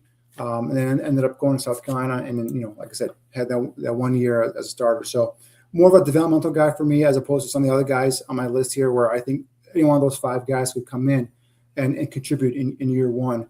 Cisse is a kid that I think could need some time. I got a couple more guys. By no means. Okay. I got a couple more guys here that kind of fit the size that they look for. The number one that I've got in here is a senior corner, Ephesians Prysock. I saw a meme that said he sounded like he was in the Key and Peele skit. I don't know if you've ever seen it, where they do the players' names, and it's just a bunch of made up goofy stuff because it just sounds weird. 6'3", 198. I got both the guys from Washington on here. You got anything on Ephesians? Yeah, Ephesians is a guy that intrigues me as well. I actually personally like Takero Davis, his teammate, a little bit more. But we can get to him after it. But yeah, Ephesians Prysock was at the Senior Bowl. You mentioned the size there: 6'3", 196, 33 1/8 inch arm. Like Dennis Allen's going to love that size. He's going to love that length as well, right? So played at Arizona for the first couple seasons of his career. Started 16 games there for the Wildcats, and then plays the last 2 seasons there at Washington, starting 26. So he's a 3-year starter in all. He's got 42 career starts. excellent size and length. Good short area burst to be able to close. He's got those long legs. So he can really long strides, make up ground quickly there. Physical at the line of scrimmage and press, and also at the top of the route. So this guy can get handsy, can help reroute, and can kind of throw the flow off in terms of the offense. So I think this is a guy that I can see Dennis Allen really liking, right? Really taking to, because again, that physicality and ability there. Some of the negatives that I kind of caught on tape, lower body stiffness, quick change of direction can be an issue for him. He's more of a straight line athlete as opposed to a guy that can go, quickly, laterally or stop and start.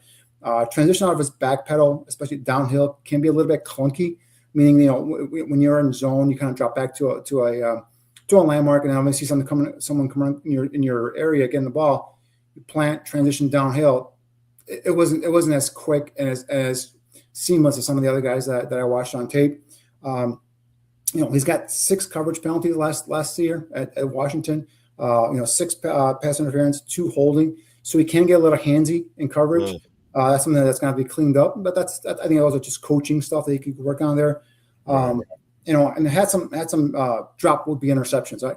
Only has 2 career interceptions. Again, 4-year player, 42 career starts, two career interceptions. Saw some drops on his tape. That tells me hands might not be the greatest there. Did have 20 passes defense, so he can get his hands on the ball, but kind of plucking it out of the air and making the interception. That's why for me. He's a notch lower than his teammate, Takiro Davis. Yeah. Well, I mean, go right in it, Takario. That's this next guy I got on here. This is a guys. I watched this. Earlier I made the Keontae Scott reference to C.J. Gardner-Johnson. I watched Takiro Davis, and the more I watched him, he reminded me more of Nashawn Wright from last year. It's kind of like a Nashawn Wright clone, in my opinion. 6'4", 194. Again, 33 and 3/8 inch arm length, so he's got that size. He's got the length to be able to disrupt at the line of scrimmage. Also, he started his collegiate career at Arizona. So both these guys were at Arizona with Jett Fish. Jett Fish ended up getting the Washington job. They ended up transferring there to Washington. He transferred, but Davis transferred to Washington last year. So last year was his first year there. Started only 7 games, missing the other with an injury. Had a hamstring and rib injury. So he had some. He was banged up a little bit there, but. Yeah, I love, first of all, 4'4", 140, 40-yard, at the 40-yard dash, 1.59 10-yard split, 37-inch vertical, a 10-foot 3-inch broad jump. So it tells you some of that lower body power he's got there. Solid in terms of transitioning downhill. We talked about his teammate kind of being a little clunky there in terms of transition. This kid's a little more smoother, a little more quicker in terms of coming downhill. He's got that long reach to press and jam and to be able to stall receivers at the line of scrimmage. Again, it's got solid press corner ability. Again, uses that length to stay within the frame of the receiver. Equally comfortable, playing press or zone. So yeah, you can be a little bit diverse with him. Was as opposed to Price, he could probably play both as well, but I like him really a lot as press cover. This kid can back off a little bit. Again, maybe more because that transition is a little bit quicker, more seamless, comes downhill quicker. I think he could play either coverage, in terms of what they use there. Love the way, we use that length, the 33, almost 34-inch arm length. Does a good job of wrapping up and tackling. He's got that, kind of those anaconda arms. He kind of brings the running back down there. Again, love the long strides, right? He's got those loose hips, long strides. If he is being at the line of scrimmage, he's got that speed and those long strides to be able to make up ground quickly, get back in phase, and make a play on the football. So yeah, there's a lot to like about this kid. Again, the more I watched, the more I thought of Nashawn Wright, but a younger version, obviously, of Nashawn Wright. So I think this is a guy. If you can get this kid in the 4th round, I think that's a hell of a pickup there. I think could be potentially a guy that could be a diamond in the rough there, especially if you get him in that 3rd round. I've heard these Washington kids are getting more and more attention. So we'll see what happens there, but. I like both these kids. I like Davis a little bit better though. Do you think it's the size that's kind of making them get more size and speed and their ability to disrupt at the line of scrimmage? So I think those are, and then the ability, if they get beaten, make up ground quickly. So I think obviously Davis 4'4", 140. I think Price ran a 4.45 if I'm not mistaken. Yeah, 4.45. So right there in that same range. But for me, Davis is a little bit more smoother in terms of as an athlete overall. But Yeah, no, in terms of interception, him too. Numbers weren't great. 3 interceptions, 25 past the fence. Hmm. But again, getting the hands on the ball. So um, we'll see how it goes. But these are two guys that really intrigue me. Both guys, when I watched them, I said, all right, Dennis Allen will probably love these guys. We'll see what Al Harris thinks about them.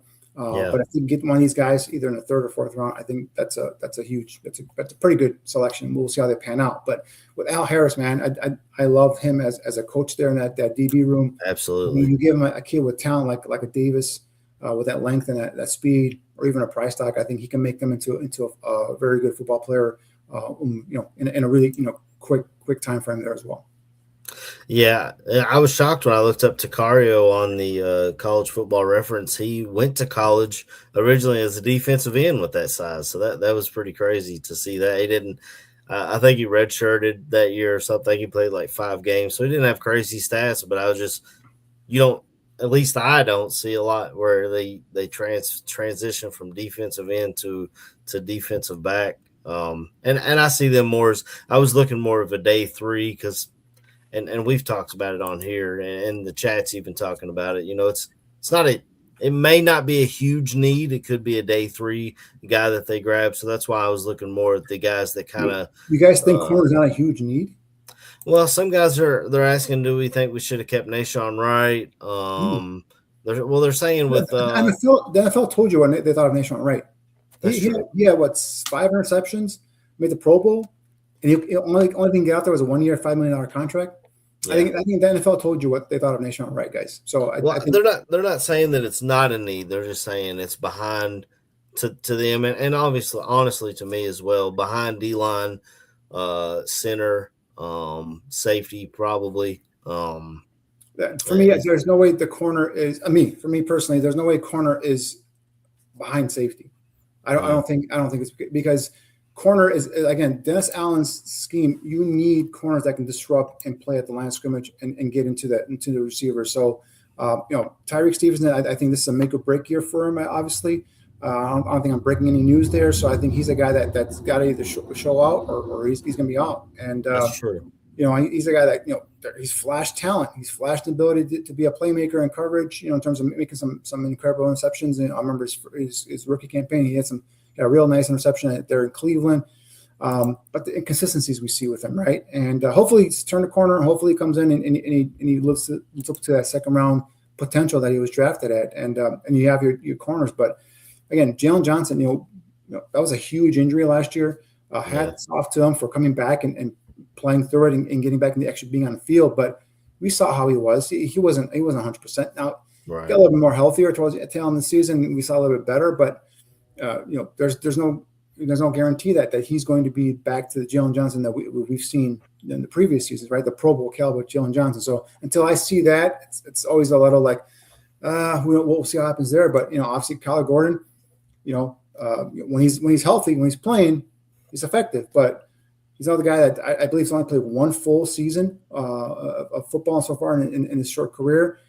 So for me, there's a lot of question marks. And again, if your corners cannot disrupt and be sticky in coverage, I think you have issues as well, especially if you have a defensive front that has had trouble getting after the quarterback. So I'm not saying that a good pass rush, if the Bears had a great pass rush, like the Texans, for example, you can get by with subpar corners, if you will. I'm not saying put bums out there, but I'm saying like you don't have to be at the top-notch athletic guys or length and all that stuff, but it's just the Bears need guys that can stay in phase downfield, can make up ground quickly and more importantly can get physical at the line of scrimmage and kind of again throw off the timing of that offense. And I think that's what Dennis Allen leads. I think for me that is as a big need, over center because you have Garrett Bradbury right now as your starter going into next season. So we don't know. Starter opposite of Jalen Johnson, assuming Jalen Johnson is going to be 100% and back to being normal Jalen Johnson. Is Tyreek Stevenson? Is it Terrell Smith, who I love coming out of Minnesota, but unfortunately he hasn't been able to stay healthy? Is it? And they also said in the chat that it was patellar tendon that. So it's similar to what Ozzie does. Now he got it early in the year, obviously. Yeah. Now he comes back. That's a tough injury, guys, to come back, especially at cornerback where you have to stop and start and all that stuff. So I pray and hope that Terrell Smith comes back healthy and he's good to go. but that's a question mark there as well, right? Joao Frazier is a guy that they like a lot, obviously in the 5th round. Al Harris likes him a lot. Haven't seen him at But all. Yeah. we saw him in OTAs and he was gone. And Yeah. obviously there's some personal stuff he was dealing with, and hopefully that's all resolved. But for me, there's a lot of question marks there, right? For me, it's the defensive line. I agree. That's the top priority. I think corner, is right there, for me in terms of, getting something there in case Tyreek Stevens doesn't come through, or in case Terrell Smith is not healthy. I know they have some other guys on the roster, so we'll see how that goes, but maybe they feel better about their depth there. But again, going back to what we talked about originally, you fix out that pass rush, you can get away with corners that aren't the greatest, right? But until that pass rush is fixed, and we see a consistent quarterbacks getting bulldozed and dropped on their asses by that front four. You need some guys that can help at least that pass rush by slowing down at the line of scrimmage and staying in phase and being sticky in coverage. Well, I got one more corner to cover, and then I took some questions from the chat that I started earlier that we're going to go over, and then we'll close this thing on out. The final one is Devin Moore out of Florida. Again, fits the size that they kind of look for at the corner position. Yeah, Devin Moore is an intriguing prospect. Again, you talk about the size, right? You got it, 6'3", 198, almost 32-inch arm length there. Ran a 4.5 40, 1.56, 10-yard split, 34-inch vertical. These are all at his pro day there, Florida. Highly touted kid coming out of high school, 4-star prospect. Chose Florida over schools like Alabama, Notre Dame, Auburn, LSU. So this is a kid all the big programs were after. So he absolutely chose Florida. 2-year starter for the Gators, just 17 starts. We'll get into his positives here first. Terrific size we talked about there. Quick, quiet feet. This is a guy that's smooth in his back pedal, can flip his gate open and run with the receivers downfield. Physical at the line of scrimmage, when he's in press coverage, loves to get into his hands onto the receiver, slow him down, to release, even post snap. This kid's all up in the grills of these receivers. So you like that about him, you like the size, you like the physicality. Obviously, I think that's going to be something that's going to for that Bears coach staff, that's going to kind of stick out there in terms of the tape. The negatives, though, more of a straight line athlete, right? Meaning that he runs that he's a north and south kind of athlete. And when you ask him to change direction real quick, a little bit of a hesitation there. Transition out of his back pedal is a bit choppy. So there's some makeup time there where he's gonna have to get better, a little more smoother out of there. Ball production has not been much in terms of what to talk about. Only 5 interceptions for his career.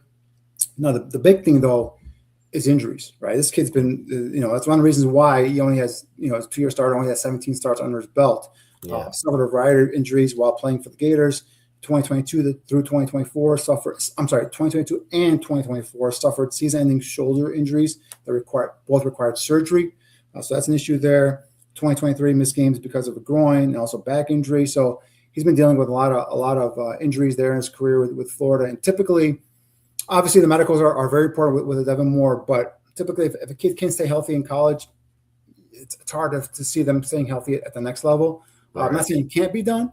But that's one of the reasons why I think you can see a Devin Moore available in day 3 of the draft. So, if day 1 and 2 has gone by and just the board didn't fall the way they wanted and they fulfilled, other positional, needs and all that stuff, and they still have still looking for a cornerback, day 3, I think Devin Moore could be a guy that they could pluck in there and just kind of bring him in here and give him a shot and see how he can develop. But yeah, intriguing guy with that size, speed combination, physical at the line of scrimmage. I think those are going to be all traits that stick out on tape for Dennis Allen. So Devin Moore has a shot of being a Bear if he's still available late day 3, and if the Bears haven't fulfilled that need at corner with our day 1 and day 2 picks. Is the 4.5 40, is that questionable at all, or would you be fine with that? He's a straight line athlete. I think you see that on his tape. It's just when you ask him to kind of make quick change of direction in the open field, that's where you can see him kind of get in trouble there. So I like him a lot as a press corner at the line of scrimmage. You can always work on in terms of speeding up his timing in terms of when to transition. You can kind of get him better in terms of studying in the film room and kind of helping him utilize other ways to be able to be quicker on the field if he is he's got some lower body stiffness. So I think that's something that he can clean up. So I think he could be a guy that could develop. But it's the injuries are a concern for me, at least. It's a major concern, right? 2 shoulder injuries, 2 separate shoulder injuries, Right. both required surgery. So is that something that's going to be able to kind of maintain his health here playing in the NFL? He's got a rib injury, also a back injury, also a groin injury as well. So he's been battling some stuff here with Florida. So I think that's going to be part of the reason why you see a kid like Devin Moore maybe drop into day 3 of the draft. Yeah, sounds like it, man. He's been going through it. I got some questions here from the chat. Let's do it. We already covered the Proctor thing. I had that one started on here. Aldo asked this earlier. I don't know if he's still in the chat or not, but he says, "What do you guys think of Shamar Turner? What are your expectations?" We've talked about him before. They kind of kicked him outside last year. I don't know if that was because of the Dio injury or if that's where they see him.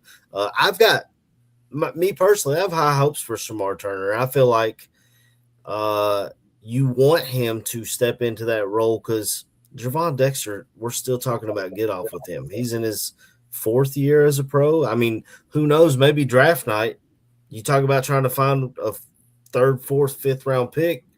Maybe Javon Dexter's playing for somebody else next year, and we got a draft pick, and Shamar Turner really has to step in there. I know he's coming off injury, but what are your thoughts on Shamar? Yeah, do you guys remember when did he tear his ACL? I know was it mid-season? I think it was the first month of maybe around Halloween. I'm not positive about that. So the only reason I ask is because, and I should know this, but for some reason I forgot it right now. But it takes generally a year for a player to get back from that to be 100%, right? It's usually a 9-month recovery, probably on the field. So he'll probably be on the field early on in the season, and then. So in terms of my expectations for him, I think he really kind of started to come on a little bit in terms of when they moved him out to defensive end. Obviously, he played that at Texas A&M, and then they kicked him inside. The thing about him was he was so twitchy, so quick, so physical at the point of attack as a defensive tackle at Texas A&M. I think that's one of the reasons why they liked him so much. At this point, assuming he's fully healthy, I think you throw him back in the competition there.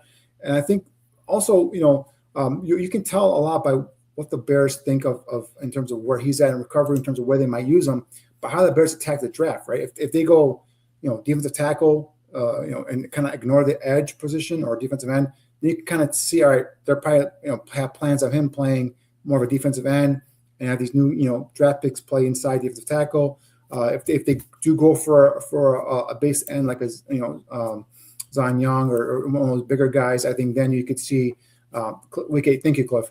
Then you could see if they're going more defensive ends, in terms of, drafting, then you could probably see them maybe, thinking of him being inside a defensive tackle. So yeah, at this point, you just want him to be back healthy. I think he's getting more comfortable as the season went along. And numbers weren't there in terms of sack and all that stuff, but you could see him being effective in terms of run defense, right? I think even Ben Johnson a couple of times, mentioned him in his press conference in terms of, some of the struggles they were having midseason there in terms of stopping the run. And then there was a period there where they got a little bit better. I think he credited, Shamar Turner for kind of stepping in there at defensive end and setting that edge. And that's one of the things where I look at these defensive end prospects, and that's key. And that's important for not only for Dennis Allen, but also for the staff. Like they want those defensive ends to be able to set that hard edge, to be able to funnel everything, the run game back inside to the big guys. And that's why, guys like Malachi Lawrence and some of these undersized guys, I just don't see them fitting into that scheme in that way, right? So, again, then going back to what they like and all that stuff, I think that's where you have to kind of see, in terms of how to utilize them. But yeah, hopefully he gets back, being healthy and get back in there. But the versatility is only a plus, right? If you can play interior defensive three technique and then kick out to be a defensive end, that's only going to help you, maintain your position, on the roster. Now, in terms of do I see him challenging for a starting spot? I don't. At least not this year, especially coming off the injury. Maybe in the future. Obviously, you hope in the future he takes over, one of those positions up front. Obviously, a 2nd round pick. You want to see that. So, but I think the injury obviously was unfortunate for him. Just when he was looking like he was feeling more comfortable there as part of that rotation, and then obviously he's lost of the year. So hopefully it comes back, and then he can be part of their core that kind of rotates in and out. So I think the draft for me too will tell me a lot in terms of what they like. Or what they think about some of these players, right? We talked about earlier, they draft a 1st round tackle, left tackle. Unfortunately, tells me a lot about what they think about Ozzie and his future, right? Same thing if they kind of they go more interior, they go as opposed to going outside. I think that kind of tells me they're thinking maybe Shamar Turner maybe playing some defensive end.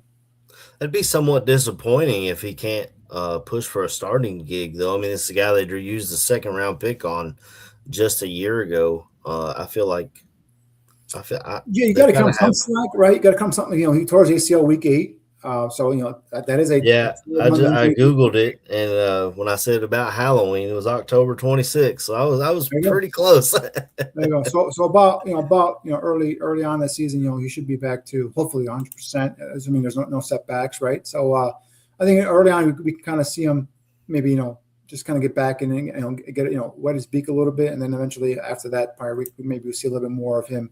Hopefully developing and becoming more of a force in there. And yeah, you would love to see him, jump up and take one of those positions, whether it's interior D tackle or even edge opposite of. Because I think Dio was I remember he was November 9th, and I was in Achilles, so we don't know how he's going to be coming off. He's motivated, is what I heard. Yeah, I hear that a lot. He wants to double up that sack total of 1, make it 2. But anyway, I kid. Obviously, he got injured. Didn't really get off the ground there. So, I mean, I think they invested range of money into obviously the defensive line last year with Grady Jarrett and obviously Dio and some picks with Shamar Turner and something like that. But it just wasn't they didn't come to fruition, right? So hopefully this year they do that. But yeah, to me, that's why it's just I am so concerned about that defensive front, because that is something that it's got to be fixed somehow, some way. For sure. Some reinforcement, something. Just throw bodies at it. Dennis Allen loves throwing waves at these quarterbacks and the offensive linemen. That's you got to give them some bodies that can run the system and be effective. So hopefully we do that. The next question is from Cliff Victoria. I think you may have answered this earlier, but I can't remember. Yep. What's your ideal choice at 25, and do you expect us to trade down? Cliff, real quick, ideal choice. I have 2 guys, the Keldrick Falk, edge out of Auburn, or if they go inside, Keenan McDonald, defensive tackle from Ohio State. Those are my 2 guys. If they're there at 25, either one of those guys I'd be happy with. I think either one of those guys would come in and be part of the rotation early on in the season and contribute. Obviously, Falk, 20-year-old kid, has some development to do, right? But I could put on his tape, and he's a guy that already, for me, is a pretty good run defender. Had 7 sacks 2 years ago, only 2 last year. Can he bring get him coached up there and to be a little more productive? Might not have the blazing quick first step as some of the other edge prospects does, but he's a pretty good athlete. I believe his number was a 4.76 40 at the combine at his pro day. I forgot the 10-yard split though. But definitely a guy that intrigues me. I think Keldrick Falk fits everything in terms of what you want. Dennis Allen wants, I should say, in a profile, long, length, athletic. A guy that could be a run stopper, a run defender day one, and potentially become a better pass rusher. And then McDonald for me is a guy that inside, he's a guy that occupies blockers, can be a force on the defense in terms of run stopping. I always go back to that game against the 49ers, and also that first Packers game where the Bears could not stop the run. And I think you've got to reinforce that. And I know they made some free agent additions, but I'm sorry, these are more guys like for me. They're camp bodies. They're guys that can give you some depth on the roster. So in terms of backups, not guys that can come in here and be your run stoppers, right? So those are my 2 guys there. If I'm focused, if none of those guys are there, assuming that they're both gone for whatever reason, then you got to take a look and see what best player is, right? I don't think they're going to take it. They're going to draft a left tackle, but I know if they brought in Lomu from Utah for a 30 visit as well. That could be an option there if they do decide, if the Ozzie injury is worse than what we, have come to know or what's been reported so far. The one intriguing player or position, as I say, is receiver. I think the Bears are going to surprise again by drafting another receiver, and whether it's first round, I don't know, but I think it's a position that's going to be a high pick. I don't know if it's going to be one of the second round picks, but keep an eye on receiver. And next week, we're going to be talking on our show here real quick. We're going to be doing I'm about some of the receivers that I feel like bring that element that he wants. He wants explosive element on that offense. He wants an explosive playmaker in that room. And I think we're going to talk about some of those players next week here on the show. That's the group we're going to be profiling here next weekend. Yeah, receivers, running backs, and playmaking. Guys that I can see be playmakers. yeah, I think those are definitely going to be. I think receivers going to be a higher selection than a lot of people are anticipating. Just like Luther Burden was last year. Obviously, I think there's more of an emphasis this year because of the loss of DJ Moore. I think they want to add some more playmaking to that room. So keep an Don't eye sleep on on Jedi Walker either, man. He's been I like Jedi Walker, but it's one of those things where he's an undrafted free agent. You kind of have to come in and prove it and do it right for him to kind of cement that spot. So I know they talked about Khalif Raymond. When they signed him as being like a third receiver, that guy's been a punt returner, kickoff returner for most of his career. He's a tail end of his career. Do you really expect him to be your number 3 receiver? And I know that Colson Loveland's probably going to be their number 1 or number 2 receiver, so it's not like they're lacking for weapons. But yeah, I do want someone, and I think Ben Johnson agrees. I think he wants someone that can challenge the defense vertically. They don't have that speed, right? And that's what I'm looking for coming into next week's show here as a preview next Monday's draft on tap is looking for these guys. Not necessarily just blazers, but receivers that can also be vertical threats and also on those crossers, right? You'll be able to kind of separate and get some room there and then make a play with the football in their hands as well. So those are the players we're going to highlight next week here on Draft on Tap. KQ is bringing one up right here that I've been. He's going to be on there. He's going to be on that. That's the I want to say Navy running back. Navy, yeah. Well, so, that leads us into our next question. How he came in late. He says, just got here. Have we talked about Landon Robinson yet? He's going to go before 129. Do you get him at 89? This is a guy who, as an Army guy, I watched him in the Army-Navy game. Him and Heidenreich kind of wrecked that whole game. He's kind of a shorter defensive tackle, but he's a monster in the middle. Yeah, if I'm not mistaken, he's at under 6 feet. I think he's like 5'11", yeah. Yeah, so I don't think that's going to fly in the DA system, but I don't think he's going to go. To be honest with you, I don't think he's going in the day 1 or day 2. I think he's probably a day 3 pick. If I'm in terms of what I'm kind of gathering, and he's a guy that, again, the Army guys and Navy guys, there's always these service commitment and all that stuff you got to deal with there too. But they're physically, I don't think he fits into a lot of what DA likes to do. Now, you want to add athletic ability and defense, and then we talk about Zane Durant and some of the other guys you can take. Proctor, he fits that kind of profile, right? A guy that could be a twitchy, up the field kind of penetrator. But I think I'd rather take a chance on one of those 2 guys before I take a flyer on Landon Robinson. But I could be wrong. We'll see. It takes one team to love him, and true. It could be one team that could love him that much, and then they could take him in the 3rd round. But for me, I think he's a day 3 guy. Early on, there was talk about him being a priority free agent, but obviously, I think he's gotten to the point now where he's raised his stock where he's going to get drafted. I think it's day 3. We'll see what happens.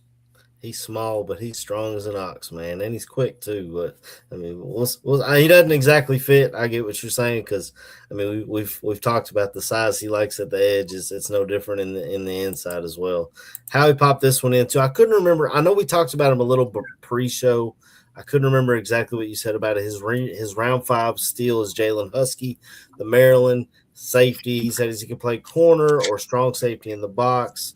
Last year, 50% of snaps was deep at free safety, rotational guy at all 3 positions. He says, #excellent value. Yeah, this is the thing I was talking about. AC, I'm like there was someone asked about Jalen Husky from Maryland in the chat. It might have been Howie, maybe it was someone else as well. But I got some tape on him. I believe. Let me check my email real quick, guys. Give me a second here. I think I got some tape on him. I didn't have any tape up until now. So what I'll do is I will give you guys a report on Husky next week. Howie, come back next Monday. I know we're going to be talking about receivers and all that stuff, but I'll give you the Jalen Husky breakdown next week because I promised that to you for this week, but I just couldn't get my hands on any tape. Let me just see my email if it's here. 1 second. Sorry about this. Yep, I have some tape on him from. Okay. Sweet. So I'll be able to give you a little bit of a better breakdown on Husky next week. But yeah, in terms of corner / safety, I know he started a handful of games there as a cornerback, and then also moved over to safety. So here's his predominant numbers here. Started his collegiate career actually at Bowling Green. Played 2 years there at Bowling Green. And then From there, transferred to Maryland. The last 2 years he was at Maryland. He's made 22 starts, 4 at corner, and 18 at safety for Maryland. So I'll have a little bit of more in-depth breakdown for you next week there, Howie. So keep me honest, please. If I do forget, I know we're going to be talking about a whole different position group, but that's going to be the Monday before the draft. So we're going to go as long as you guys want us to go in terms of everyone in the chat and the participation. So Howie, please join us next Monday. And if I do forget, keep me in check and remind me about Jalen Husky, and I'll have some more of a detailed breakdown of him for you next week. Yeah, I'm not going to get much sleep next week. It'll be we're going to go over playmakers. We're going to cover some guys that people are asking for in the chat, and Draft on Tap's going to run a little mock draft next week. Danny, I know it's not your thing, but I'm going to need your input. Guys. He's been bothering me all this whole time. I'm like, all right, we'll do a mock draft, and I'll even give him the first pick. I'll give him the first pick, and then I'll let him do it, and then I'll just kind of bounce off of him with the other picks. So we'll see how this goes. It should be fun. We'll like to, obviously we want everyone to participate in the chat if you can. So next Monday, 7 p.m. It's going to be the week of the draft. So obviously we're getting down to the nitty-gritty there. So besides talking about some explosive playmakers and receiver and running back, we're also going to be doing a mock draft here where AC will have the first pick in round 1 for the Bears. And we're only doing the Bears picks, guys. We're not doing an entire mock, just doing Bears picks only. First, 3 rounds we said? Right, I think we should get the up to the pick 89. Yeah, we'll do the first 3 rounds, and we'll let you guys kind of in on how the sauce is made here, how we think moving forward. So that should be fun. And then obviously again, Howie, please jump back in and remind me about Jalen Husky. I'll give you a breakdown on him. Absolutely. And I got one final question that kind of wraps this thing up and kind of teases a little bit of shows for the barroom here tomorrow, where Cliff asks, what does Danny think about the Beast, the 600-page draft coverage by Dane Brugler on The Athletic, and how much work goes into it? What are your thoughts on the Beast? I know you're not you trust your own eyes, but what are your thoughts on Cliff. So first of all, Dane is one of the best ones out there in the business. He puts a lot of work into it. We've had Dane on previous Draft on Taps. Aldo and I have had him, so mad respect to him. Yeah, it does a good in-depth coverage in terms of the player and all that. But like AC said, I don't rate anybody else's work because I don't want anyone else's to kind of get anything into my head. And so I have a preconceived notion about a player. So I like to go ahead and do the tape, do the player, do my report, do my breakdown, have my rankings before if I have a chance to go back and take a look. I think I've looked into the Beast like a couple of times, but I have not done it so far this year, or I don't think I've looked into it last year. I can't remember, but yeah, I mean, hats off to Dane. Does a tremendous amount of work. I know he's going to be. I think he's going to be on this week's tomorrow. Tomorrow with Greg Gabriel. Yep. So tune in for that. Greg's going to have Dane on, and obviously, if you're available, Cliff, jump on and ask some questions. But yeah, that's. Breaking these guys down, it's time consuming. Trust me. A lot of people in my life, they know that from January to end of April that I am very limited in terms of time, in terms of social events, stuff like that. And I can just imagine being a full-time NFL scout. When I was looking into getting into the business, I was told by a veteran scout that be prepared to be away from your home and family for almost 300 days of the year, right? So it's a lot of time and dedication. So to do this, you must love to do this, and that's one of the things why I do it. I love doing this. I love breaking down prospects, looking into their background, the history, and all that stuff. And then for me, especially, it's a little bit easier. The one thing with Dana, he does a report for general report that covers all teams. He's not focused in on the Bears. Right. So like for me, what I do is I take a look at a player and I take a look at measurables, height, dimensions, productivities, obviously tape. That's the most important thing. And then I see do they fit either the defense or the offensive scheme, and then I make a judgment there, and then I move on. So case in point, Ruben Bain. I didn't even watch his tape. First of all, he's going to be gone in the first 15 picks. Second thing is, even if he was available, I don't know, and I'm not being funny here. I don't know if Dennis Allen would want Ruben Bain because of some of the stuff we talked about, right? In terms of now he's physical as hell, that's not a problem. But he's got a criteria in terms of what he likes in measurables, and Ruben Bain does not fit any of DA's measurables. So that's one guy that if the Bears had a top 10 pick, I'd be struggling with. How does this guy fit? Does he fit? You watch a tape, you love the player based off of tape, but you also know that he would be an outlier with that type of length in terms of arm length to make it in the NFL. So that's a little bit of a little sample in terms of what I'm talking about. But I focus strictly on the Bears. I have a pretty good feel for what they like and what they need. So I try to find players that, in my opinion, kind of fit that profile as well. So obviously, I'm not saying the Bears board matches my board. Their board could be totally different. But the one thing that I wish I had that I don't have from this side of the scouting community, if you will, is the access to the medicals and B, the personal stuff, right? Like that's you guys. I think I've said this multiple times. I know Greg has said it multiple times, but getting to know the player, that's why these school visits for these scouts, it's very key in the evaluation. None of us see it, none of us hear about it generally, right? But getting to the school and talking to the administrators, talking to the faculty, talking to the people that sometimes even like the janitors and stuff like that, finding out how does this kid act on a day in, day out basis? What is his personality? Do you see him, stuff like that, the stuff that scouts have access to, and obviously the medicals as well. And the interviews too, the interview process, getting to know the kid and seeing how he reacts to, questions you ask him, whether it's personal questions or football related questions. Those are things that also go into the evaluation process that I unfortunately don't have access to.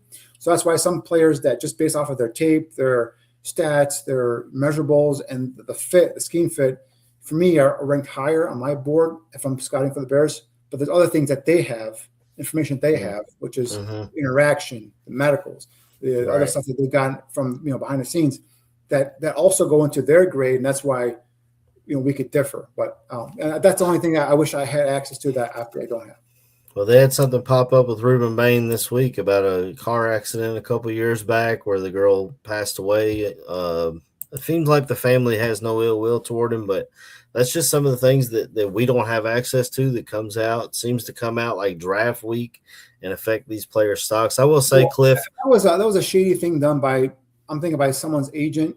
Because so NFL teams, and again, Greg has already talked about this. So some of the stuff you guys might have heard that NFL teams have private investigators. So a lot of these guys, they get down to we used to see them at the Senior Bowl when they used to come in their basically their underwears, and we'd see them fully on no shirt on, no pants on, just underwears, and we'd see like the tattoos on. So what I'm trying to get to is the NFL teams have pictures of any sort of tattoo, anything that they could see. They run it by their private investigator or whatever firm they use, and they see it. Well, is there any sort of gang affiliation? Well, what does this tattoo mean? So those are things that they break down and they dig into and they find more. So all this stuff. So from what I've heard, this is stuff that I was already known about. But that's that story about Ruben Bain. So it's not a surprise to the NFL community. It's a surprise to the fans because that just popped kind of this week. And I think that's, again, for me, that's shady because I think someone is trying to do the kid dirty, in my opinion. The story hadn't leaked, and all of a sudden they want to kind of put it out there and to see if they can hurt the kid's stock even more. Sometimes, I think it's a shady work by the agent. It could be a team. It could be a team that says, "Hey, man, Ruben Bain's is going to drop." Try to get him to fall to him, huh? Right. That I've heard that. I've seen that happen before as well. So I just think it's you don't mess with it. Just like the biggest example was the Laramie Tunsil thing. The night of the draft, when the draft already started, the whole video gets leaked of him with the gas mask, doing weed and all that stuff. And I think if I remember correctly, that was a family relative that leaked that to hurt him.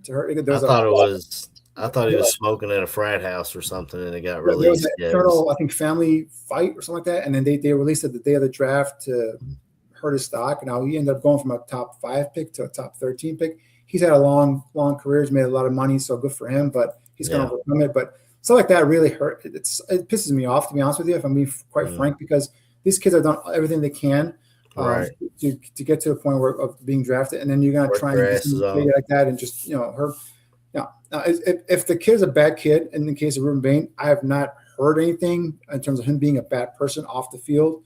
Again, that was the thing. Going back to Jalen Carter, that was one of the bigger things that kind of concerned a lot of teams. That's why he dropped to number 9, and why the Bears passed on him the first time was some of that character stuff. And to the most part, Carter's worked out, but there's some stuff that we see on the football field that kind of now I see why there's some concerns by other teams. So things like that get fished out. It's rare. The NFL teams and scouts don't already know this stuff, so that the whole Ruben Bain thing, teams already knew about it. So again, it's rare that they don't know all this stuff. For a team to be caught blindsided by something like that just means that they're not doing their due diligence in terms of digging into these prospects. So, that to me was just was a shady thing to do.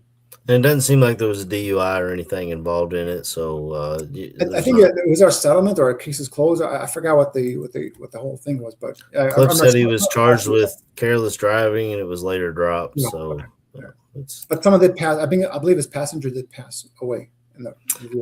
It was I believe she was in a different vehicle. If I'm not mistaken. Okay. But just to wrap this thing up, Cliff, I am a subscriber to The Athletic. I actually dropped my subscription last year, and then when the Beast dropped, I think it was last Tuesday, they had a deal where it was like $10 for the year. So I went ahead and bought that again so I could read the Beast because, as you know, I'm a draft nerd. So I like to dig in and like you, Danny, I go for what the Bears could use, but I like to get the deep dive that he does. And I mean, he's got little tidbits in there of stuff they did in high school. Yeah, I think it was a couple of years ago where I read one of them, and I was like, it was going back to like grammar school and high school and stuff like that. I mean, he does a yeah. I mean, I don't know what the resources are. Whatever it is, it's like I said, he does a great job of breaking that down. So I do remember that a couple of years ago. But yeah, for me, like personally, I just want a clear mind when I want the tape to talk to me. I can understand that. Yeah. Yeah. What the player does, what the player cannot do. Again, so that's the thing. Yeah. That's why for going back to real quick, I don't want to, I know it's a 2-hour show so far tonight, but going back to, that's why quarterback for me is such a hard position to scout. Just from looking at the tape, because you can see, all right, this guy's 6'5", 220, he can throw the ball through the wall, he's got accuracy, blah, blah. But then how does he act outside the football field, right? How is his character outside the football? That's one of the things that scared me about Caleb initially coming out, was something that I heard from other people in the scouting community was like, does he love the game? He was at Coachella last weekend, so that's different. But is he a mean person, or is he a me person, or is he a we person? That's the kind of stuff that questions that are coming out about Caleb.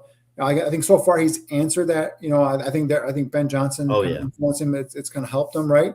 So I think that's something. And in terms of Coachella, he's a 25, 24-year-old kid. Absolutely. Yeah, I mean, if I'm a 24-year-old kid, multi-millionaire, and I could go hang out with some pretty women, I would do that as well. But I'm not. I'm here. I am committed to a girlfriend. I don't have the opportunity to do that. I won't do that. So, but he's a 25-year-old kid just living his life, So yeah. And now stay away from the Kardashians. I would tell him, stay the hell away from the Kardashians. They kept saying that he was there with the Kardashians, but I think it was he wasn't even engaging with them. They had the same sponsor, thing, right? Yeah, there's a sponsor that they're all kind of, and they gave him that that little VIP section. And so I don't think he's.